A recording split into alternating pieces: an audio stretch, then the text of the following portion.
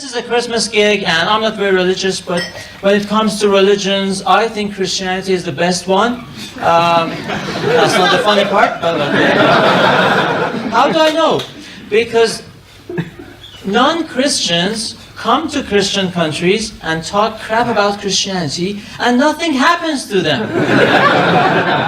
It's just incredible. It doesn't sound right? It doesn't happen the other way around anywhere in the world, right? It's almost as if Christianity is a religion of peace.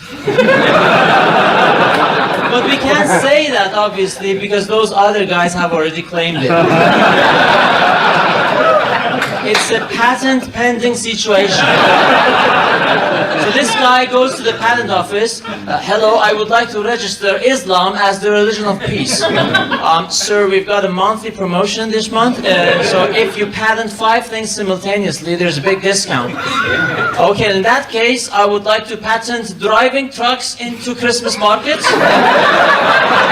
flying planes into skyscrapers, shooting down French cartoonists in their office, shooting down Israeli athletes in the Olympic Village, and Islam as a religion of peace.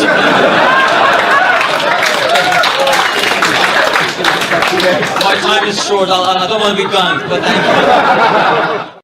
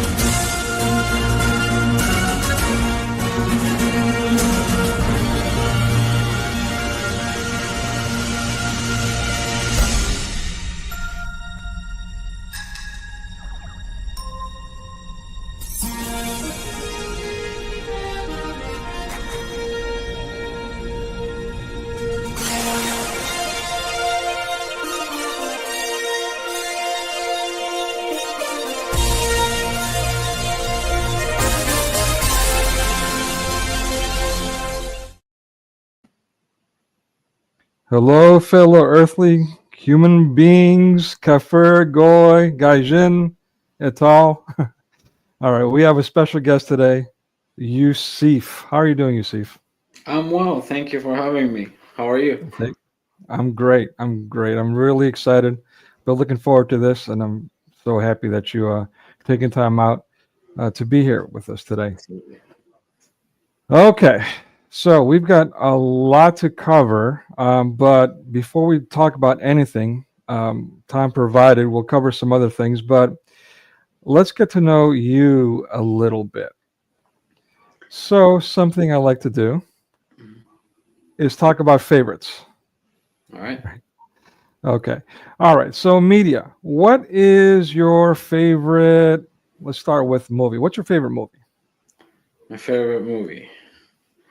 I don't really. Well, I have a favorite movie. It's funny because before knowing Christ, it was a different life. Yeah, I can relate. The movies that I watched, and I got to pick a favorite from those movies, was different than now. after knowing Christ, I don't really watch that many movies. It's like more like I do a lot of studying and stuff like that. So to be honest with you, I did not get to pick a favorite movie after knowing Christ yet. Okay, I can dig that. I can appreciate that for sure.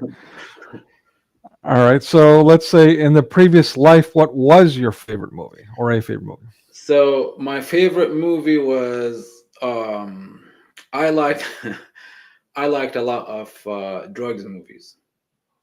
Okay, Yes, I liked Blow of Johnny Depp. okay, I like, yeah, I mean, stuff like, I mean, stuff that I don't really care for anymore and not watch anymore. So, yeah. okay. Now I got you. There's one that he did about adrenochrome. It's actually based off a book. The title of it escapes me now. Boy, he's out pretending to be a journalist, or he is a journalist. And he goes and does an interview, or he's going to go do an interview with some kind of race, but the entire time he's in his hotel room doing all kinds of drugs, including eventually Drino. Have you seen that one? I think I've seen it, like a lot of, does he do a lot of driving on highways and stuff while he's on drugs? I think, yeah, I think I remember something like that. Yeah. Yeah, that I was. forgot the name of the movie, but I know what you're talking about. Yeah, it's I hate when that happens. It's on the tip of my tongue, as I say. But anyway, it'll probably come to me later. Hmm. Yeah. What about Pulp Fiction? Have you ever got to see Yes. that one? Yeah, that was one of my favorite too. Yeah, that was in my top 5 until recently. Hmm. Yeah. What But did you yeah, like? I mean, you understand what I'm saying. It's like once you get to a point where you don't really care for movies anymore, and the movies that you watch, if it's there, it's there. If it's not, I mean, it's better if it's not. You know, it's Hmm. yeah. Well, so what did you like about that movie? Do you remember? About Blow. About Pulp Fiction. Oh, Pulp Fiction. I mean, it's just the action in it, the some comedy mixed with it. You know, a life of a couple of gangsters going to different places and um, uh, shooting, killing people. You know, it's like that's the action that Hollywood is showing. You know, Okay. So what about Blow? the story of it. I like the story of it. Of, you know, someone starting off selling weed here and there and ending up with one of the greatest, or I wouldn't say greatest, but one of the biggest drug dealers in the U.S. Okay, I had to ask. Yeah, so This it's was yeah. in his mind, until he got caught the last time, for a very long time, it was a successful business. You know, like the successful life to live. You know, cars, mansions. Traveling here and there, and you know, that's what a drug dealer wants to do. Yeah. There's definitely there wasn't a lure made in the mass media throughout to that lifestyle, late 20th century particularly. You know, late Mm. 20th century on. Definitely. And then, you know, the series, Weeds, and I mean, the list goes on and on about different kinds of drug dealing. So, Yeah. Pulp Fiction, again, I keep going back to that because I just recently partially covered it, but it was one of my favorites. One, because in my mind, it appealed to that crowd because it had a lot of that in there. Mm. But it also preached the gospel. See, that part I don't remember. Okay, that's a lot. I'm not surprised at all. A lot of people say that. So maybe I'm giving it way too much credit. So I'm glad it's out of my top 5 list. And here's the thing, maybe it's because it was one of my favorites before knowing Jesus. Hmm. So I did not really, when I watched Pulp Fiction, I don't really think that I heard the gospel to Okay. myself, not in the movie. I'm talking about myself. So even if I Yeah. heard it in the movie, I wouldn't know what they're talking about. Well, it's extremely rare for people to relate to what I'm saying when I say that. So I guess my hunch is I guess I was wrong. This idea that Pulp Fiction was bringing people to Christ is evidently. I got to say, evidently wrong, because usually when I ask people, they're like, "No, I don't know what you're talking about." All right. All right. What about music? What's your favorite song or artist? Music again now, Christian music. Um, I just, I just enjoy singing it to myself, singing it at church, All right. listening to it while I'm working, and it's a whole different life with like when the Bible says you're a new creation, a new creature in Christ. Mhm. It's true. I mean, people who know Christ, they know this is true. Yeah. So it is it becomes a lifestyle. It becomes a everyday thing that you're living for. Um, all what you want to hear is you want to hear about Jesus. You want to the music that you play or the music that you listen to. It's about Jesus. The books that you read is about Jesus. The movies that you watch are about Jesus. It's that this is what you care about. You don't care about other stuff that you did care about before knowing Jesus. All right. Well, forgive me, but Well, isn't that special? you're killing my clickbait here, man. Like, I don't know if you saw the thumbnail, but I portrayed you as some scary guy, and you're here preaching Jesus. Oh, You're you killing did. I mean, scary people preach Jesus too. it. That's true. That's true. Unfortunately, you're right. Fair enough. All right. Yeah, man. I hear what you're saying. Yeah, and a lot of us can relate to that for sure. Absolutely. All right. So now I'm scared to ask what your favorite book is because I have a feeling you're going to tell me it's the Bible. You got it. No, there you go. All right. Before the transformation, what was your favorite book? You know what? Before, I never liked to read. I Okay. never in my life liked holding a book, unless it's for school, which I hated. I hated school anyways, but I had to study. So you would never see me, and I'll tell you a story now about books and stuff. Even since I was a kid, you will never see me holding a book and reading. But here's the thing. When I was a kid, especially during summer breaks, my dad would come home and he will see me playing outside with the neighborhood kids, riding bikes, getting in trouble, stuff like that. And I never liked video games. So, which is, I mean, to me it was good, but being outside the whole time, I was getting in trouble for being outside all day, right? There's that. Okay. Yeah. So, my dad used to tell me, he said, I wish one time I would come back from work and I'll see you sitting somewhere with a book in your hand. Mm. It got to the point where he said, or he started telling me, if you start reading books and you come to me and you say, I finished one book, I'll pay you for it. All right. So it's funny. Years and years and years later, now, well, I actually found a Bible at home in Saudi Arabia, which is illegal, right? But I know my dad had a Bible. Wow. And I knew who gave it to him. It was he went to school here in the U.S. Okay. All right. So his roommate was Christian.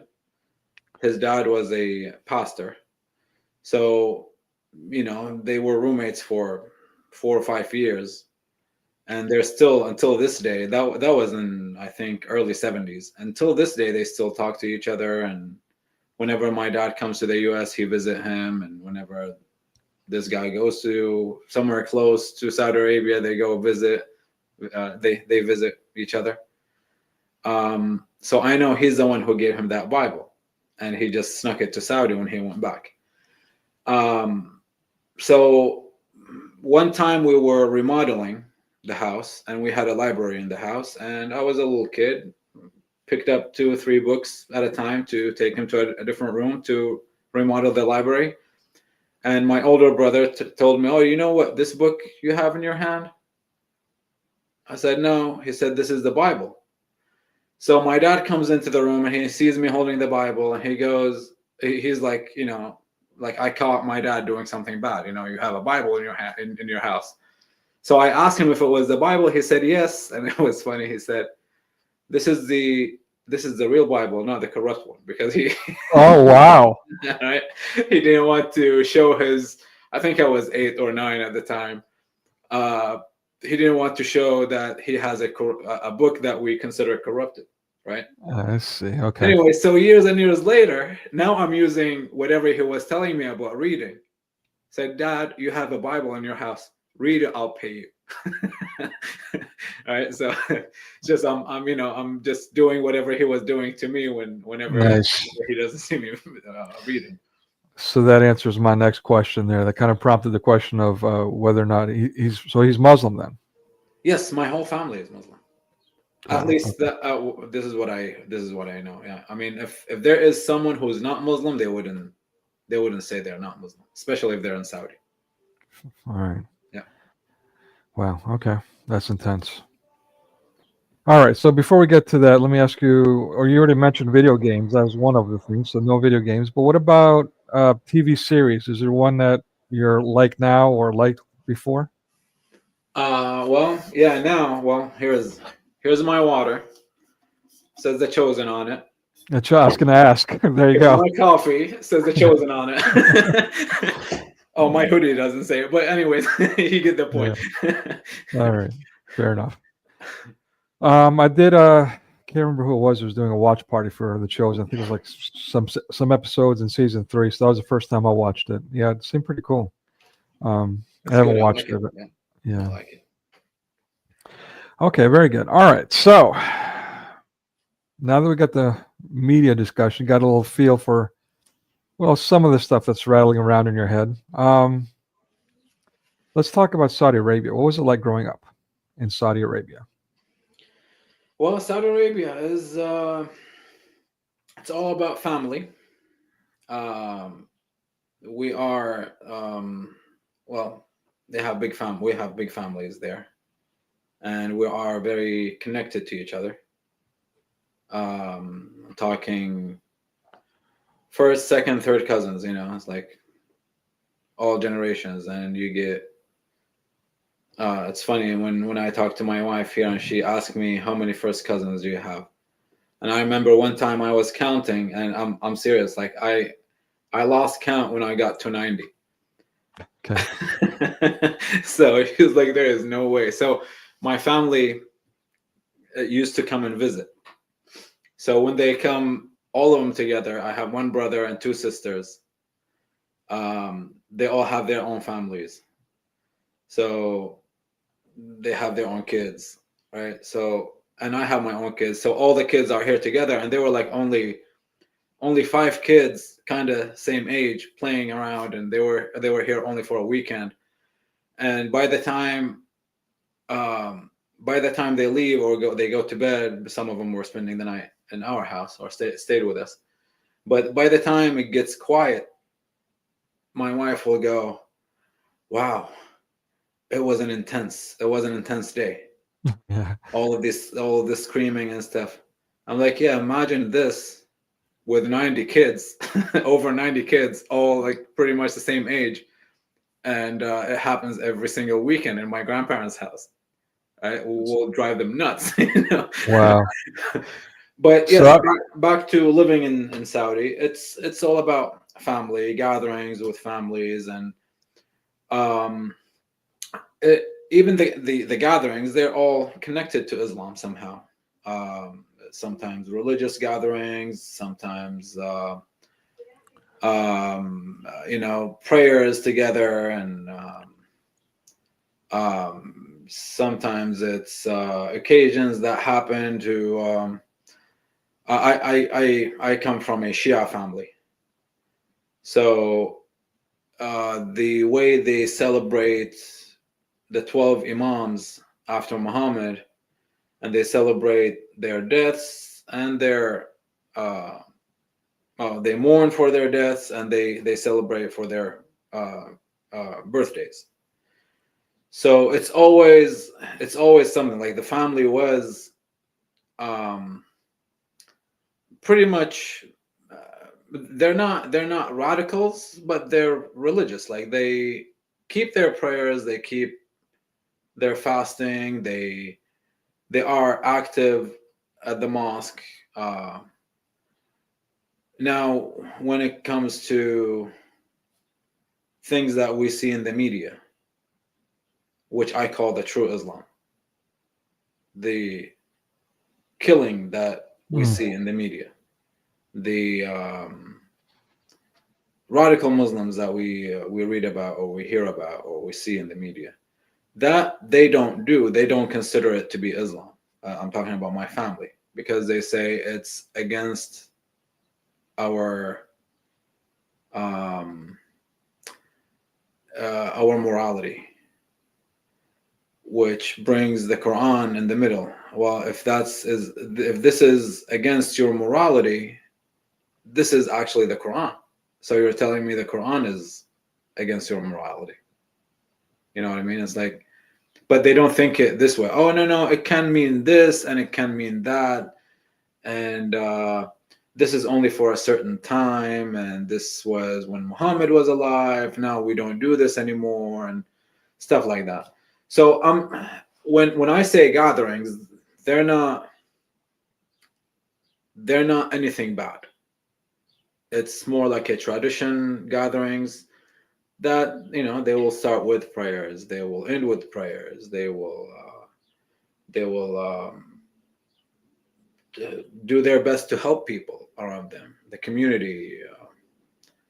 And by the way, most Muslims, and this is coming from someone who left Islam. All right. Most Muslims are actually nice people. Most of them are good people. But you know why? Because they're not following Islam. Yeah.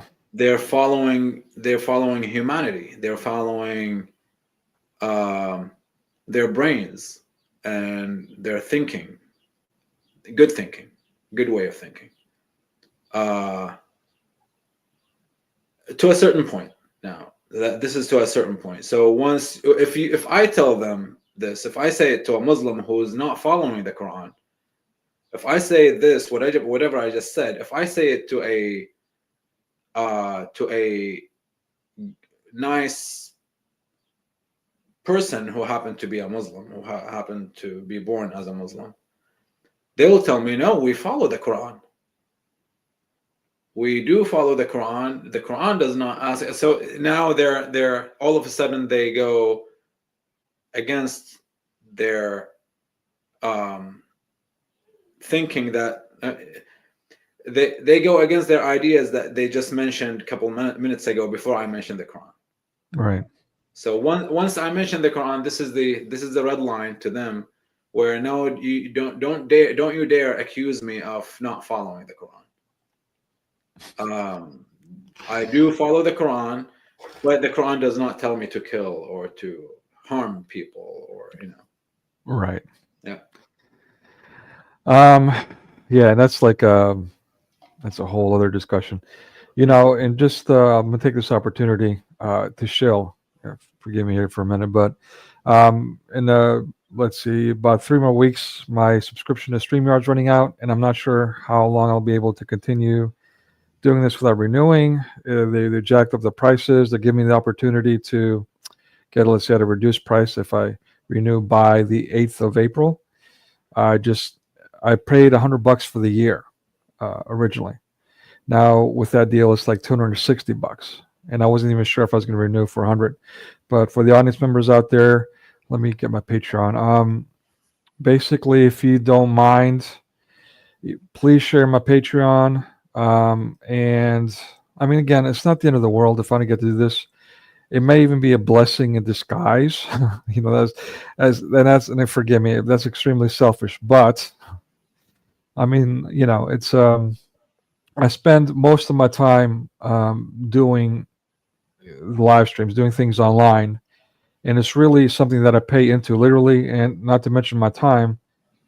So it's not. It doesn't even qualify for indentured servitude. It doesn't even qualify for slavery, in fact, because I'm actually paying for it, and I get abused by YouTube while it, But I feel like it's a moral imperative. I've had so many blessings in my life, and I was on a path for a while for ordination, and I feel like I messed that up, and so I feel like this was the next best thing to share all these life experiences and knowledge that was given to me with others to help make them aware too.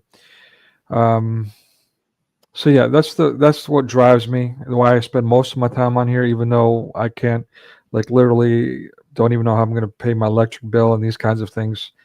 So that's why I'm reaching out to you guys to help me pay for the renewal. If I can raise a couple $100, I'll cover the rest.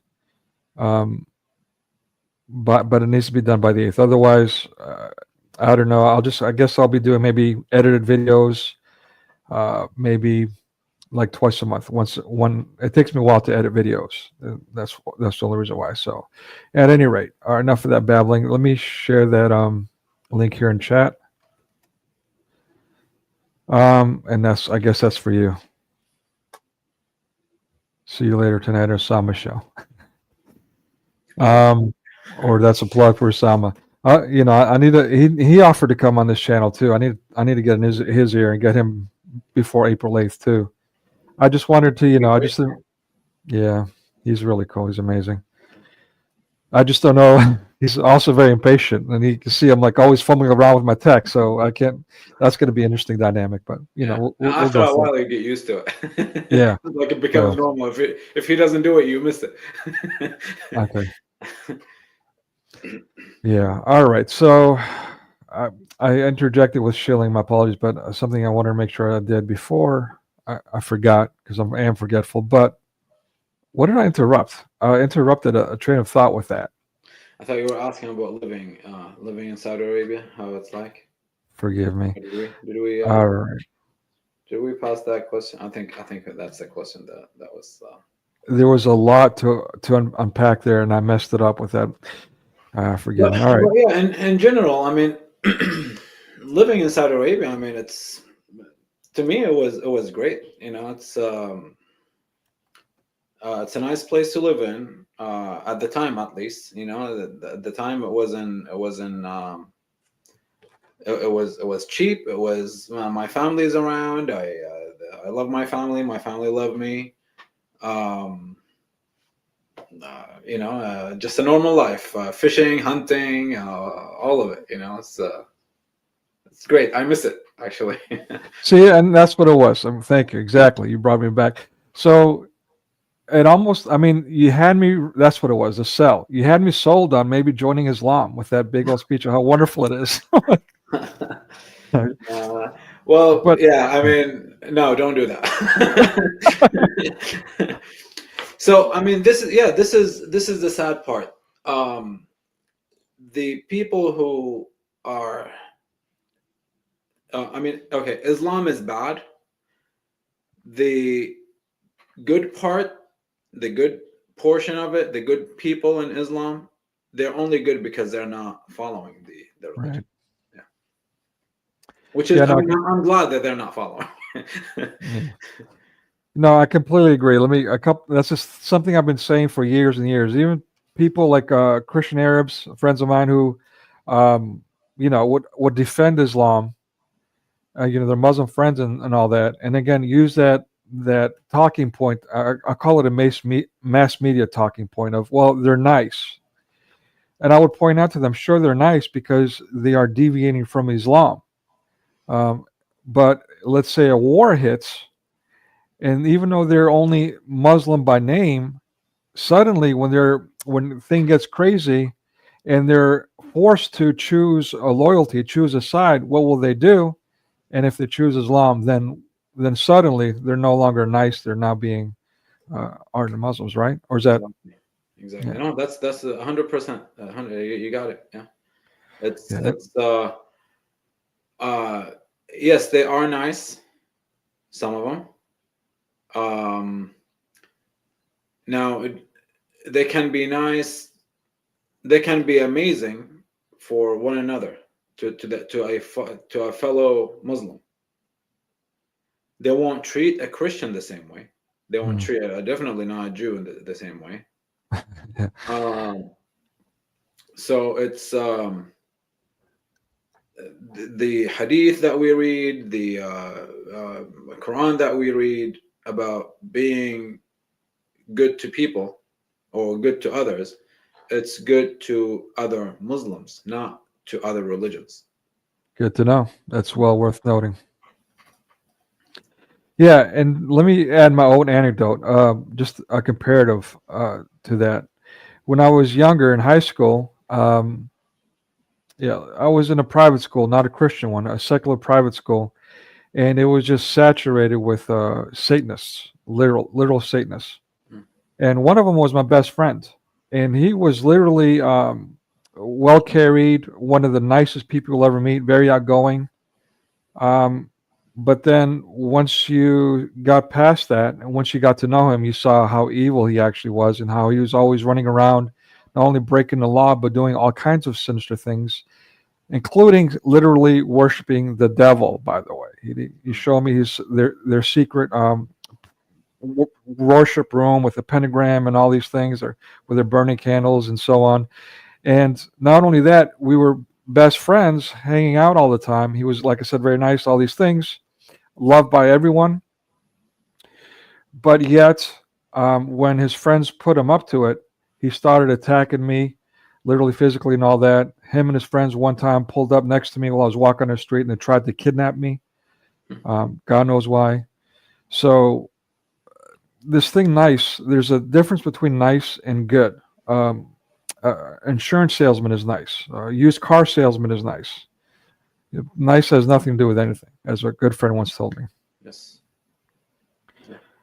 I can be nice to you if there is some kind of benefit for me or for you. I can be a nice landlord, for example, until I hear that, oh, I'm not signing a contract, or I'm not signing a lease for next year. Then Right. I'm not nice anymore. Yeah.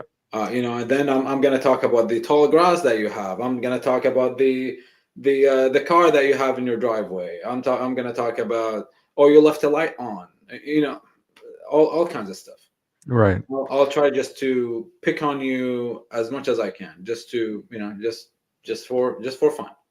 Exactly. No, it's funny you brought up the landlord example. That's literally the situation I was in with my last landlord, who was a woman, very nice, and when she saw I wasn't willing to go certain measures to keep her happy, all of a sudden she stopped being nice, and I had to leave. She chased me off. Sorry, that was a bit of a tangent, but yeah, absolutely. That's with everyone that you have some kind of business with.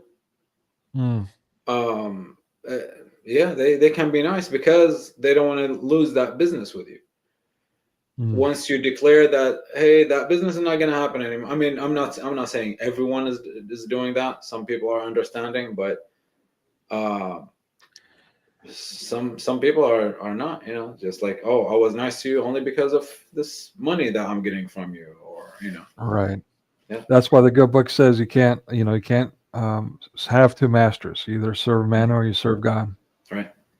Yeah. So you mentioned that you were Shiite living in Saudi Arabia. That means you were a minority, right? Yes, a very small minority in there. So we're like, Shias are scattered, like they're all over Saudi, but they have a little bit. I lived in the east of Saudi. Wow.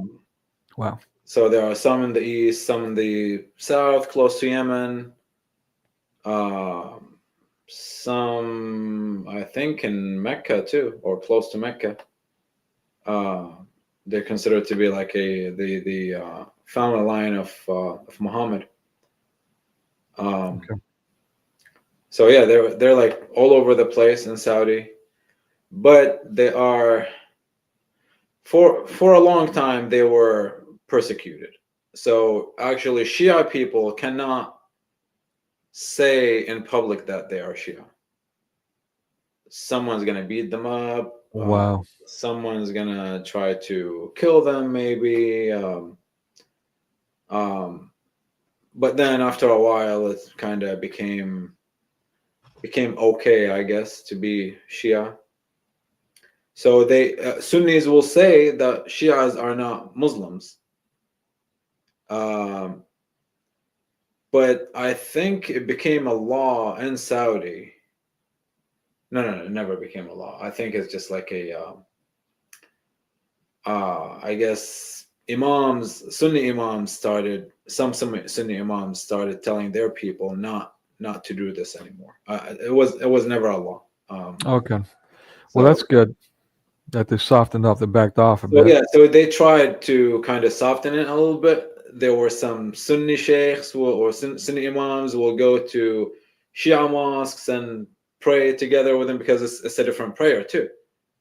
So the way Shia pray is different than the Sunnis. The ablution is different. Wow. They differ. I mean, they're different with pretty much everything. The Quran, for example, they will tell you we have the same Quran, but actually deep inside, the Shias will tell you this is not the real Quran that Muhammad had. They go with the Quran that we have today, but they say it's only because this is what we have. This is what left. This was given to us, and this is the only Quran that we have. The rest of it is going to come back when Mahdi comes back, and Mahdi is basically their Messiah. You know, that's what they're waiting on. Okay. Yeah, and I've talked about that a little bit with Patriotic Christian. He was talking about how they exist in England right now. So I guess there's no the Mahdi,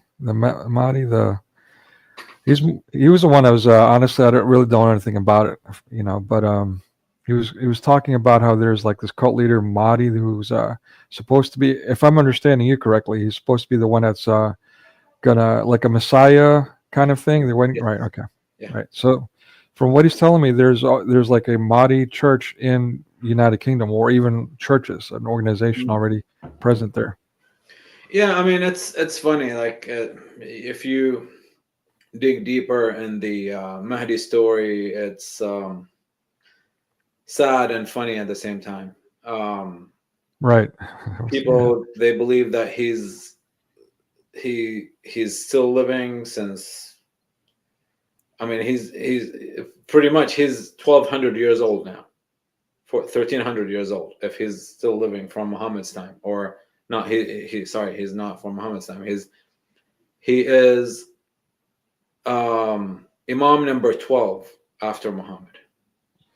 So he's older than Yoda. That's pretty powerful. Oh yeah. And again, he's on earth. So yes, Jesus is alive. He's been alive, and he is the first and the last. But he's sitting on the right side of the right hand of God. He is on the throne. He's not living physically on earth, right? Today. Mahdi, on the other hand, he is living on earth today. He's just hiding somewhere, waiting on the permission to get out to his people. All right. And from what I understand, they're considered to be like comparatively more dangerous than other Muslims, or is that fair to say?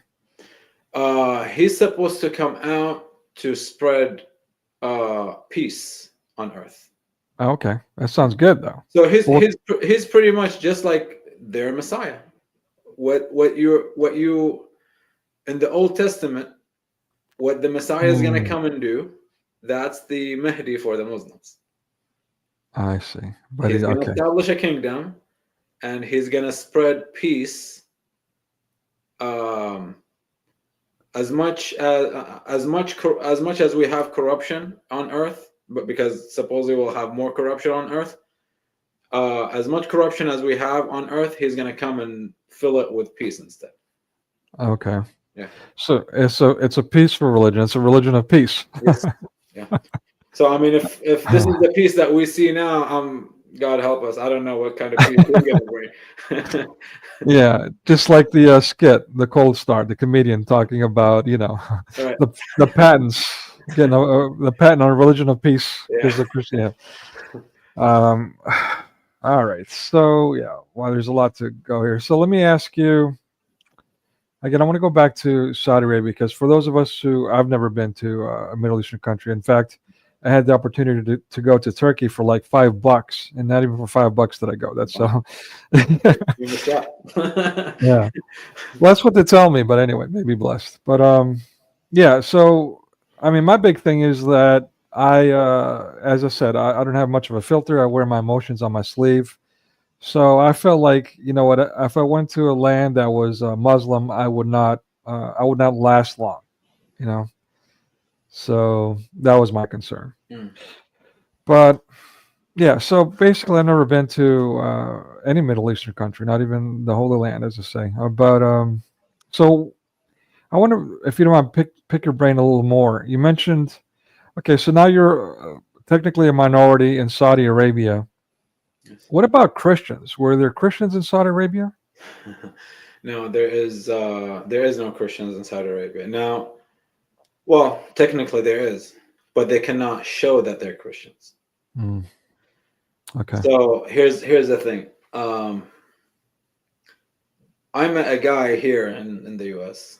a few years ago, and we were in a Bible study, and he says he's older, but he said his dad was in Saudi Arabia. I think he said in the 60s or something.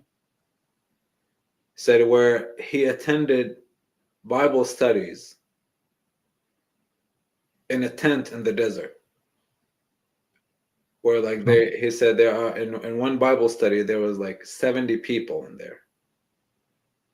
Wow. They're all Saudis, and they're all Christians, but they cannot show their faith. Wow. So that's why they go hang out in the desert somewhere where it's like away from people, and they do their Bible studies.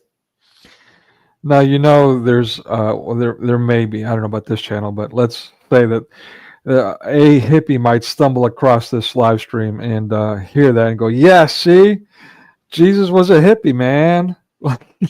Going out into the desert, into the wilderness, and to the wilderness, you know, and praying and worshiping in secret. But anyway, yeah, the thing is,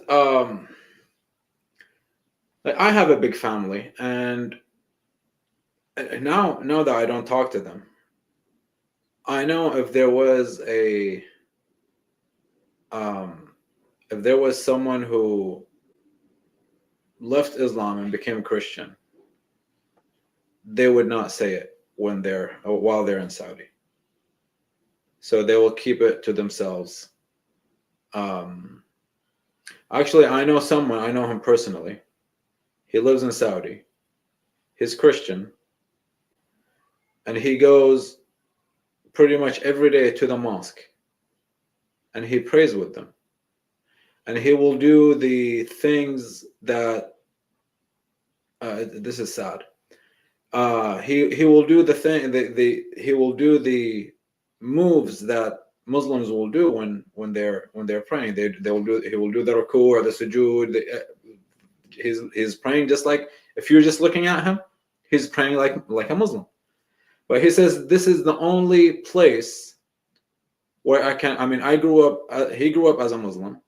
He says this is the only place that I can worship, that I can connect with God. I feel like when I go and do the things that they do, because I cannot show that I'm not Muslim anymore, but instead I'm not saying the things that they say that they say. I'm worshiping Jesus. Right. So the Muslims will stand up and say Allahu Akbar, and he goes, praise God, praise Jesus. They will do ruku and they will say whatever they say in ruku. He will just say a prayer to Jesus, and he will do exactly what they're doing, but he's just saying different things. Interesting. Okay. Yeah. I mean, I don't know how I feel about this. I mean, and I told him, I was like, I kind of feel some kind of way about it. I wouldn't do it myself. I don't feel like I have to. If I wasn't Muslim, if I was in Saudi Arabia and I wasn't Muslim, I don't have to go to the mosque. No one's gonna come and force me to go to the mosque. Oh, that's good because I hear like so Saudi Arabia they don't have the this police that comes around beating you or fighting you if you don't They go. used to have them. Yeah, they used to have them. But that's when you were in the street. But if you're at home, no one's gonna come to you in your house and say, "Get out of the house, change and get out of the house and let's go pray." If you're at your house, like if you're in the street, yes, you'll find someone. Which I got arrested one time in Saudi Arabia because of these people. Wow. I was like a teenager, and I used to deliver food for a restaurant, and this police officer and a mom come to me and tell me to go and pray. So me being stupid, I'm like, well, what are you doing? How come you're telling me to go pray, but you're just driving around?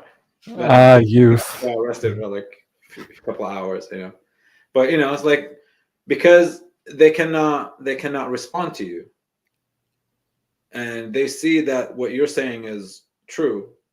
How do I shut you up? Arrest him. He's not going to do it again.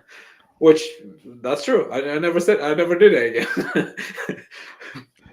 Yeah. All right.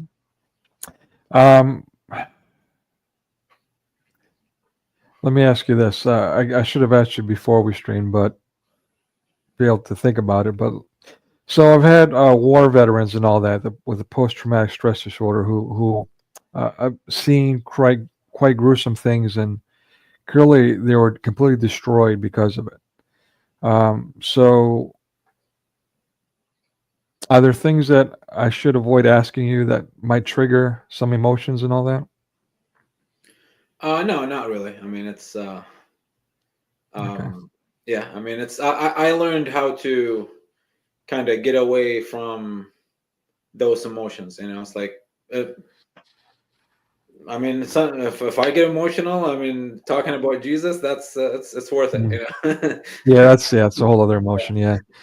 Yeah. Okay. But, Well, like not about my past or it's not really a big deal. Don't worry about this. all right. By the way, Phil is one of those emotional people. If you, I'll send you a message about him. You two should connect. But he's super emotional. Just so you'll know. Yeah. So yeah. All right. So let me ask you, what kind of things did you see when it comes to, let's say, well, we keep hearing in these circles and online about as far as people being forced to pray, or if they're not Muslim, they're terrorized or injured or hurt some way. Have you witnessed anything like that? Oh yes. Being living in Saudi Arabia, if as I said, if you're in your house, no one's gonna knock on the door to tell you come pray. But if you are in the street, especially like being in, I did a lot of deliveries, so it's not only one restaurant. It's this is what I kind of grew up doing. Especially when I started driving, I was too excited about driving, and And I remember this restaurant that I worked for, and there was a Turkish guy working in the restaurant. He was a cook. So at the time, I don't know about now. I think now it's changed, but at the time, during prayer time, all businesses will have to be closed. So a very normal thing for example, Saudis, whenever they go shopping, they have to be smart with their timing. Especially if you're shopping in a different city, you have to drive for like an hour or so to go to this specific mall that you wanted to go to.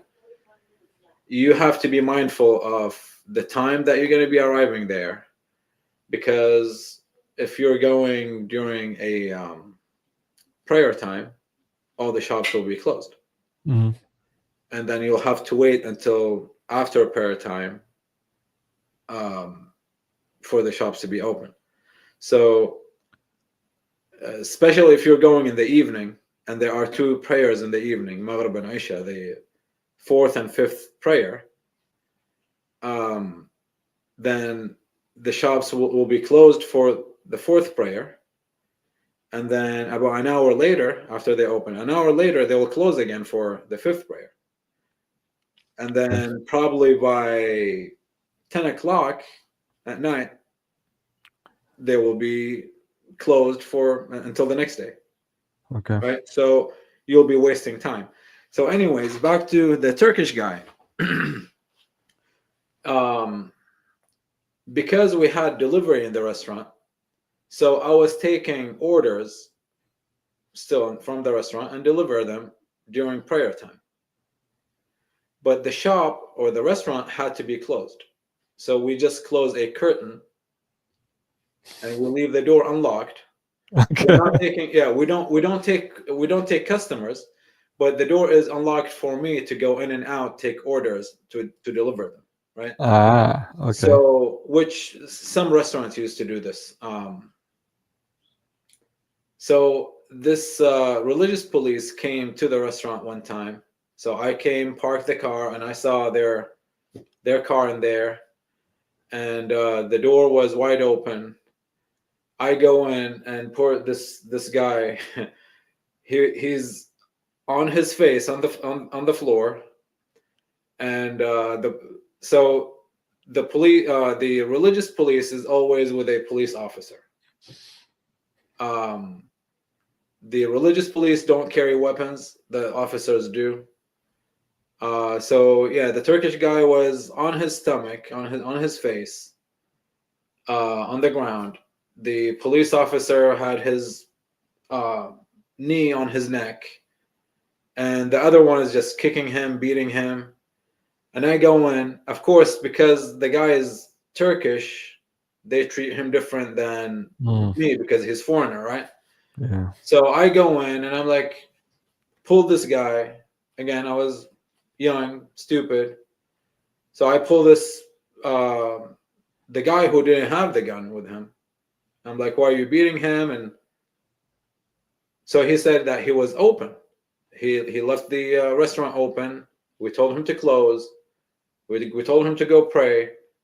He didn't listen to us.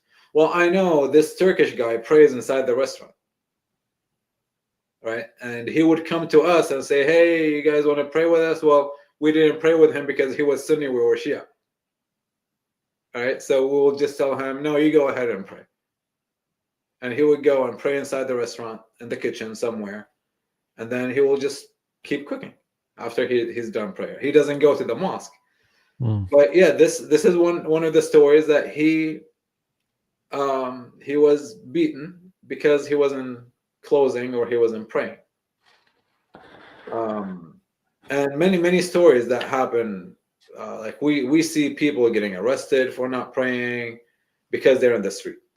But again, like if you're in your house, no one's gonna do anything to you. Oh, one time I was in so I have a cousin who is a bus driver, like big buses, those 50 passengers, 45 passenger. I think they call them like 50 passenger bus. And he used to take people to trips to Mecca and Medina to do Umrah. Umrah is like a kind of like Hajj pilgrimage. Okay. And they would go for a week, and he will bring them back. Wow. He did not have there. I think there is a law for bus drivers to have a passenger with them in case they feel sleepy. And I mean, again, it's like the whole country is probably the size smaller than Texas, actually. Okay. So it's not. I mean, you can drive from the far east to the far west in the country in Saudi in about 12, 14 hours. So it's not. You're not talking about like the size of the U.S. It's like going from Gotcha. Okay. New York to California in like 3 days, 4 days. Right? Right. So, yeah. So the longest drive for us is a 14-hour drive. Wow. So he was taking me with him and paying me for it. So I've been to Medina so many times. I've been to Mecca so many times. And I've seen things where, again, because Shias don't pray with Sunnis, during prayer time, Shia people will try to leave the place. Sunni imams will force them to go back and pray. Oh, you cannot leave now because it's prayer time. If I ask you to go and pray and you tell me I'm not praying, then you're telling me that you're not following us in prayers. You're telling me that you're going against what Allah has wanted. Then you'll have to be arrested or beaten or dealt with in a way. So yes, it happens if you're outside. So you can be smart about it and stay in your house. All right. Yeah. So your home is a refuge to some degree. Nobody is going to. There's no like extremists knocking on doors saying, "Hey, wait." There's not that doesn't really happen. For example. Now families can do this. Your family, if your family is religious enough, they can ask you, why aren't you praying? Which, to me, here in the U.S., actually, before I told my family that I'm not Muslim anymore, they for a few years they were asking me about prayers. They were asking me about fasting, and I was lying to them, saying, "Oh, I pray inside my room." When they were asking about fasting, they were not here with me. So I'm like, "Yeah, I am fasting," Okay. But I wasn't. Right. Until one time, I just told them, like when you lie too much, you feel this heaviness on your shoulders. Mm-hmm. You feel this weight of just lying, and you're always worried about, what if I get caught? What if I get caught? When I'm gonna get caught, Right.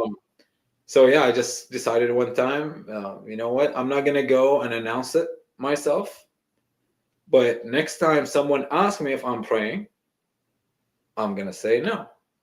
If someone asks me if I'm fasting, I'll say no. I'll just, Right. So yeah, once I was asked one time if I was or how I was fasting or whatever, that was like 5 years ago. I just said, well, I'm not fasting. Yeah. And what happened? What was the reaction? What is it? How did they react to that? What was? Oh, so so that was a phone call actually with my father. I was talking to my father, and we had a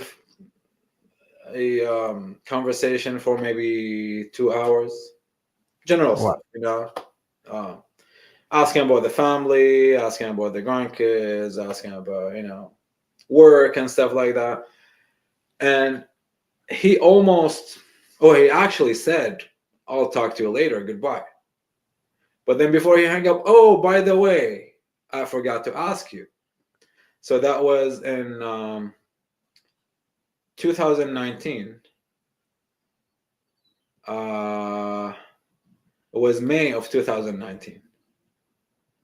It was the first week, I believe it was the third day of Ramadan of 2019.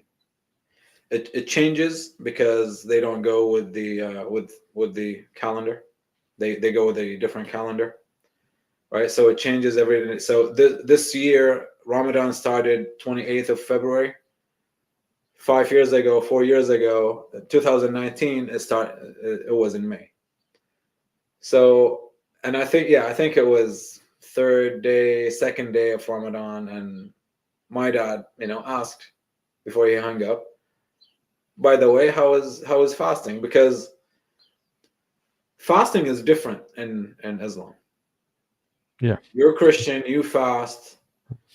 No one's supposed to be knowing. Oh, well, I mean, it's not. But you're not supposed to announce that you're fasting. You're not supposed to show that you're fasting.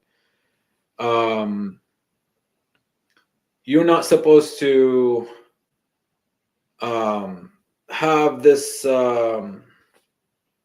disfigured face because you're fasting. Your mood is not messed up because you're fasting. It's a normal day. It's supposed to be a normal day for you. Mm-hmm.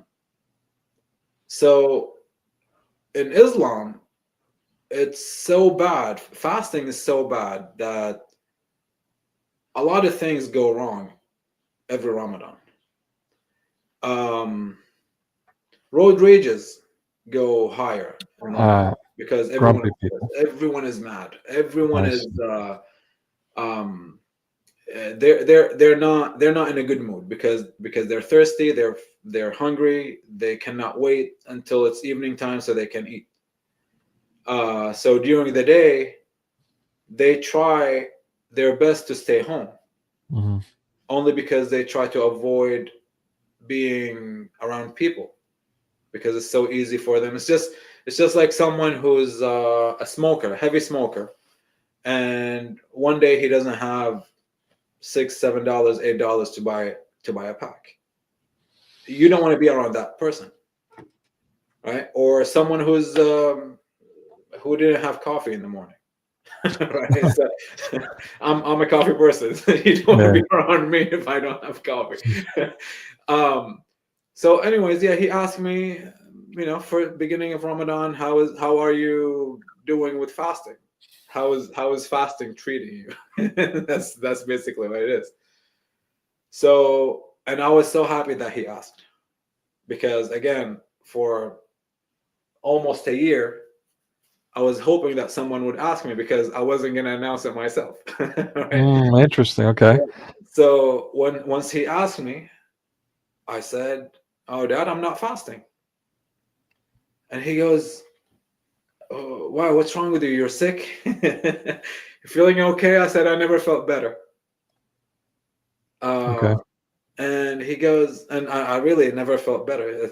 As soon as I said I'm not fasting, I felt that weight lifted from me, flying. It's nothing about fasting. It's just me lying about it, right? Mm-hmm. So I said, yeah, I'm not fasting. I'm not feeling sick. I'm well. But I'm not fasting because I don't believe, I'm not Muslim. I don't believe in Islam. I don't believe that that I have to fast, at least this way. I wasn't Christian at the time yet, so I just said, I know that if there is God, God wouldn't ask me to fast for him, at least not this way, not in the Islamic way. Of course, fasting is not the only thing, or sorry, fasting is not the thing that made me not believe in Islam anymore. But it was one of the smaller things. Okay. So yeah, I mean the phone call didn't end, you know.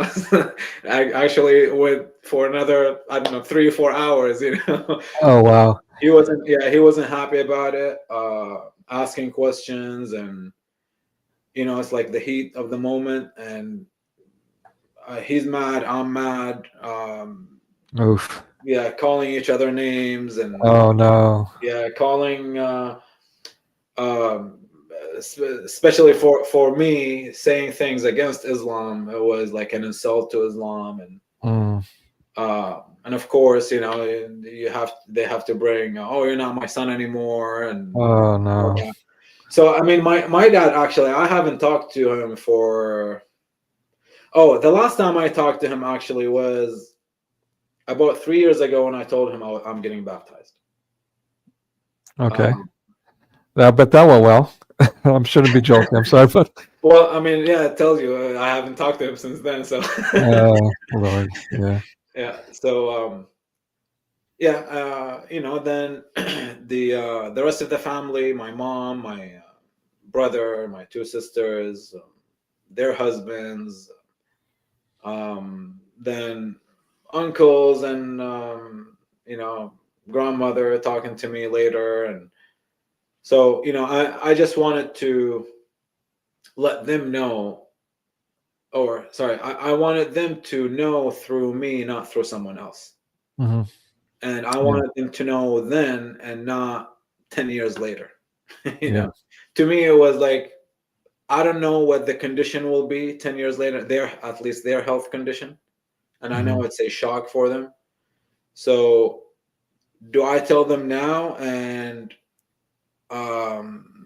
I hear cussing and yelling and all that, or do someone else tell them later, and I hear about the heart attack they get, you know? So let me tell them now. Right. That's a good point. Yeah. I mean, that's it's kind of inspiring, and I got to say it's difficult to face your family and be honest with them with something that you know is going to, hurt them, bother them, upset them, and cost you your relationship with them. Right. That's it's it's powerful. So let me ask you, before we get to the conversion there. So how fervent were you about Islam growing up? Were you like a serious Muslim, or you just did it because you had to? Yeah, I mean, praying, fasting, being active in wherever I am. There is a mosque around me, and I try to be active in that mosque. So it's not, so it's like serving in a church, for us now. Like, with serving God in a way, that would be going to a mosque as a Muslim, and help with their maintenance. And I mean, I'm a handy guy. So the way I served, I mean, they don't call it serving, but it's for you and the viewers to understand. The way I served as a Muslim is by, like, I did not know how to teach, so I would use my skills, my handy skills. Uh, I paint, I do flooring, you know, some electric, some plumbing, some um, drywall work, you know, whatever I could help with. Um, so I've done Umrah a few times. I never done Hajj. Umrah is the pilgrimage when it's not Hajj time. You know what Hajj is? Yeah, yeah. We Okay. talked about it in Reliance of the Traveler, the Yeah. Paul. So Hajj is in a certain time. It's in the 12th month in the Islamic calendar. Umrah is when you do it anytime other than that 12th month. It's pretty much the same thing, but um, you can do it any time of the year. Mm, You can do it as many times as you want. I see. Um, Okay. you don't need a permission to do it. You don't need to wait a certain time to do it. Okay. So I've done it. I've done Umrah, I don't know, 5 times, maybe 6 times. That's Three of them actually was before the age of 11. wow. So Okay. that tells you even my family is, Gotcha. they're devout Muslims. They're not strict Muslims. They're not radical. They're not, but they are to a certain point. They are strict, kind of. So they, it's a good reference for Muslims.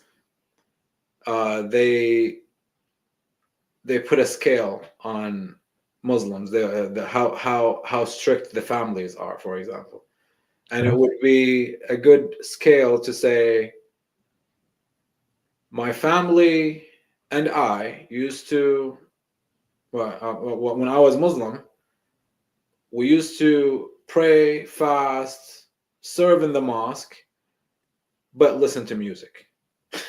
Is that right? So Yeah.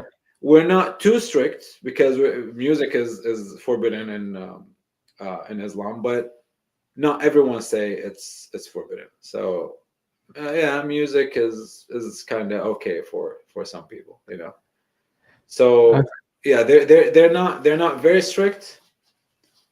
They're against terrorism big time. Good. Actually, my dad used to be so against even guns Mhm. that when he sees a gun in the house, I mean, I used to be big in hunting and stuff. So when he sees a gun in the house, even it's a hunting gun. It's not like I'm not going in a war or something. But if he sees a rifle in the house, I would not hear the end of it. Hmm. There was sometimes actually he kicked me out of the house because I had a gun. So he's like, no, we don't carry guns. The guns are bad. We don't carry guns in the house. I'm like, it's just a hunting gun. Yeah, even though. So yeah, So I mean, he's like totally against it. Yeah, what were you gonna ask? no, yeah. So it sounds like you're describing like a family that they're Muslim, they're part of this, but they're not really trying to be. Yeah, basically they just want to have a relationship with God and be prayerful and all that, but not just do all this. They're not. How can I put it? Zealous about Islam. They're not fanatical, Yes, as I say. they're zealous about serving, but they're not zealous about all the things that we hear in the media, which is the real Islam. Right, and I want to touch on that. Yes. So, growing up in that environment, did you have like a vision for yourself when you got older? When you were young, what did you think your life was going to be like when you got older? Like work wise or Just in general, Islamic wise. either way, Um, whatever you want to share.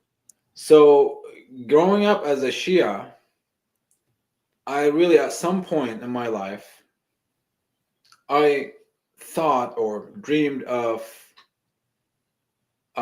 telling others about the real Islam, which is Shia. To me, Okay. at the time, I thought that Islam, the real Islam, is Shia Islam that does not have that doesn't involve terrorism, which is completely wrong. This is later on when I found out all the Shia terrorism or terrorist groups. Uh, the I believed at the time that Shia don't believe half of the, or sorry, they don't believe any of the crazy ideas that we read in Bukhari and Muslim. Really, I mean, if you think about it, Shia will tell you we believe in a different Muhammad than Sunnis do. Yeah, I've heard that. Anything um, that show that Muhammad is immoral, that shows that Muhammad is a killer, shows that Muhammad is a thief. Anything that shows Muhammad is bad, they'll say this is not true. Now, okay, you can say that. That's fine. Where can you show me that he's the opposite of what I'm reading? This is my problem with Muhammad. And I'm pretty sure later on we'll touch on this meeting with imams and stuff. But my problem with Muhammad, the Shia Muhammad, or the Muhammad that, because during Muhammad's time there was no Shia and Sunni, but the Muhammad that the Shia believe in, my problem with him was he was doing things that I read in the Shia books, but then the Shia imams will tell me we don't take everything in our books. Well, you don't take anything in the Sunni books. You don't take everything in the Shia books. You don't take everything in the Quran. Why are you Muslim then? This is my problem. Like you're telling me that we have a book, but we're not following it. Then you're not a member of this cult. You're not a member of this religion. Don't call yourself a Muslim if you're not following the Quran. I'm very happy that you're not following it. But why are you stuck to this name, a tag, calling yourself a Muslim if you're not following? If you're only praying because you want a relationship with God, if you're only fasting because you want a relationship with God, fine. You still can pray and fast as Christian. But you're still calling yourself a Muslim. This is a problem. Yeah. So yes, when I was younger, I was thinking at some point in my life I'll have to, like, not to do dawah to people, but in a way it might be, I can call it doing dawah to people, Shia dawah. To show them what the true Islam is, which is, the sugar-coated Quran, sugar-coated Islam, the Islam that does not involve killing and bombing and hurting other people. But then after reading and trying to learn more about Islam, the more I read about Islam, the worse it got for me. It's like the more distance I get from Islam, because I'm like, well, I don't believe in this, so I cannot tell these people about it, especially after I came to the US. I was talking to people about Islam, and people will give me some stuff in Arabic because they're Americans, they cannot read it. Oh, what does this say? And I would read it in Arabic, and it would show. I mean, I know those sources. I just never read those sources for myself. I heard about them from my imam in the mosque. So when I had those sources in front of me on paper, then I'm like, well, first of all, I cannot translate it to them because it shows the opposite of what I just told them. Another thing is, I did not really know what was written. It was news to me. So I had to go to my imam and show him these sources and figure out for myself. Wow. All right. So we're building up to this stuff. And it's funny, I have this question highlighted next. Let's just jump to that on the back of what you just said. So what surprised you the most about Islam?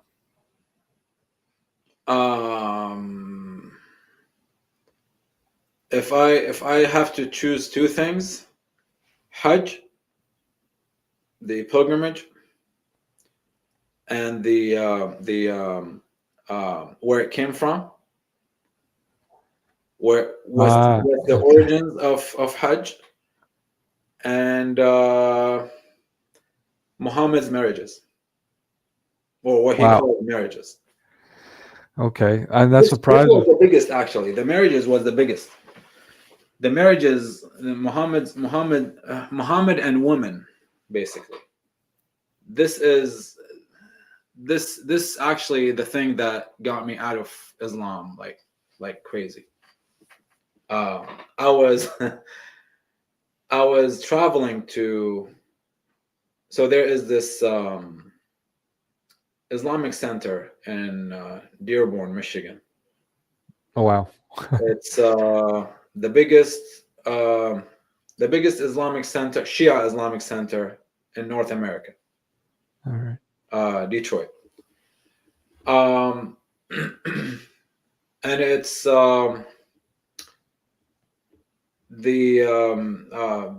it belongs to a Iraqi family. They call them Musawi Qazwini, Shia scholars. Okay. Or they try to call they like to call themselves scholars. So, anyways, I used to drive there pretty much every weekend for a few months, for like, I want to say pretty much almost a year. 8 months maybe. Every single weekend I would go to it's about 6-hour drive. Wow. Right? So no money. So I would go and stay in the parking lot. I would go Wow. Friday, stay there Friday night in the parking lot, meet with an imam Saturday, all Saturday, go back to my car in the parking lot, sleep Saturday night, wake up Sunday, meet with the imams, and then drive back. Wow. Right?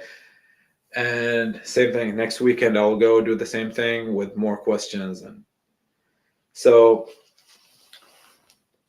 I mean, I met with maybe 6, 7 total, 7 imams, and they had to even bring imams that are kind of closer to my age, so we're like the same generation, and they can deliver their message to me in a better way than someone from a different generation. And so they were like doing too much, right?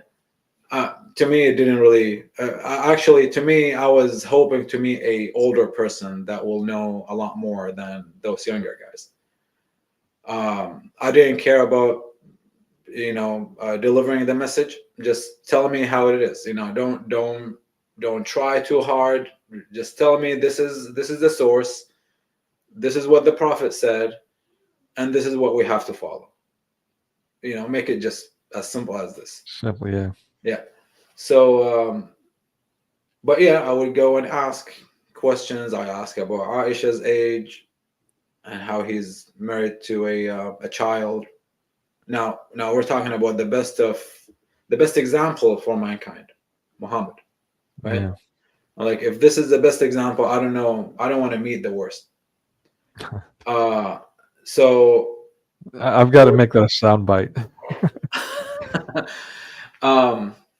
I asked about Aisha. Because they're Shia, they will say, "Oh, Aisha wasn't 8, wasn't 9. She was 18." Okay, show me a source. Show me a hadith that says that. And they can't. The closest they could do, or the only explanation that they could do was linking her age to her sister's age, her older sister, that was a certain age. I guess she was, let's say she was 15, 16 years old. That's the sister, not her. She was 16 years old when Muhammad traveled from Mecca to Medina, or did the hijrah from Mecca to Medina. Same thing. You don't know how old she was. If you don't know how old Aisha was, you don't know how old her sister was, right? You're not even sure about Muhammad's age, let alone the people that you don't really know about. You don't know when the hijrah, if it happened, if it happened the second year or fourth year. You're not sure about it. So you cannot tell me she wasn't 9 because her sister was this age and that age. Well, we don't know her sister's age. We don't have birth certificates. We go by the hadith. The hadith says that she was 9 when he consummated the marriage with her. Right. I had a list of all the wives, so-called wives, in Muhammad's life, and I was asking about details for each one of them. Now, Wow. going a weekend after another, it was Safiya's turn. The Jewish lady that he married, he killed her father, her husband, her uncle. He killed her whole tribe. And then he took her from Khaybar, where the Jews were. They're going back to Medina. And he had to camp halfway to sleep with her, rape her. This is what I was asking, telling the imam. He stopped. He camped, or he made camp to rape her. And he says, no, it wasn't rape. She became Muslim, or she believed in him. She told him about this dream that she had, and he had to marry her on the spot. Well, I'm from Saudi Arabia, and I just told you that I've been to Medina so many times. I've been to Khaybar so many times. I walked from Khaybar to Medina on my feet. Wow. It took me 4 hours. I was 11 years old. 11 years old, it took me 4 hours walking from Khaybar to Medina. It's not far. Why couldn't you wait? I mean, you're not traveling by foot. You're on camels and horses. Why couldn't you wait? So with camels and horses, you'll reach there faster. It won't take you 4 hours. So why couldn't you wait until you get home and marry her there if it's not rape? And this lady who just believed in Islam, she believed in Islam because of what? Because Islam killed her whole tribe, and she believed in Islam. She saw that Islam is good because it kills people. Right? What made her believe in Islam? So when I was asking him these questions, and I was, especially with Safiya, I was pushing so hard. I got frustrated because yes, there are some stuff that I did not have a comeback question to. It's like, okay, now they told me about Aisha, they told me about Rayhana, they told me about all of these people, Khadija, even his first wife, Khadija. Yes, they told me stuff, those imams told me stuff. They gave me answers that I could not, at some point I was like, okay, I don't have any more questions about these people, about Khadija, about Aisha, about Rayhana. When it came to Safiya, I had so many questions because it just didn't make sense in my head. All the questions all the answers that they were giving me, it didn't make any sense in my head. So when I started like kind of pushing this imam to answer me, giving him more questions, and I'll come back home, and next weekend I will go and ask about more questions about the answers that they gave me last weekend. At the end, when I gave him hadith that from Shia books, like there is some hadith that says that when they were camping, when he was raping her, one of his companions was going around the tent and Muhammad heard someone walking around, and he came out, and he knew who it was, and he asked him, why are you around my tent, like you're spying on me? He said, no, she is the daughter of their chief, of Khaybar's chief. I know someone is going to come and help her. I know someone is going to come and rescue her. They're not going to leave you alone. I'm here to protect you. So he was protected while raping this Safiya. So, and again, this is from a Shia book. So when I showed him this is a hadith that I came across, and explain it to me if it was marriage, if it was her choice. First of all, they wouldn't be camping in the middle of the desert. They will go home. I'm tempted to make jokes, but I shouldn't joke with this kind of story. It is a joke. I mean, yeah, go ahead. I was going to say, because it's romantic. That's why. Yeah. But when I was kind of pushing him more and more on these, pressing him on these questions, he at the end he told me, he said, Yousif, your heart is going so soft in Jews. Sorry. He literally told me, your heart is becoming so soft on these Jews. Why are you becoming so soft on these Jews? So in other words, to put this in perspective, all that behavior is okay because Jews deserve it, is what he's saying. Yes. So I said, so you're telling me you just wasted at least 4 weekends of my life, because for the past 4 weekends we've been talking about the same thing, and you tried so hard to say it didn't happen, and now you're telling me that the only answer that you have is, yeah, she was a Jew and she deserved it. So you're telling me it happened. Why couldn't you tell me from the beginning? Wow. All right. So this is this is a big thing that actually I told him, said, you know what, this is the thing that will make me leave Islam. And I don't know what can replace Islam, but to me, at the moment, I said the only thing that replaces Islam is no Islam. Right? So I just decided right then I'm not Muslim anymore. Yeah. And I said Wow. it in the Islamic Center in front of that imam and another imam that was sitting with him. So those are the first two witnesses that know that I'm not Muslim. Of course, they couldn't do anything about it because there is law in this country.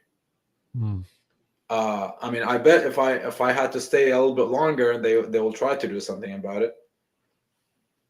They started asking about other things that, what would replace Islam?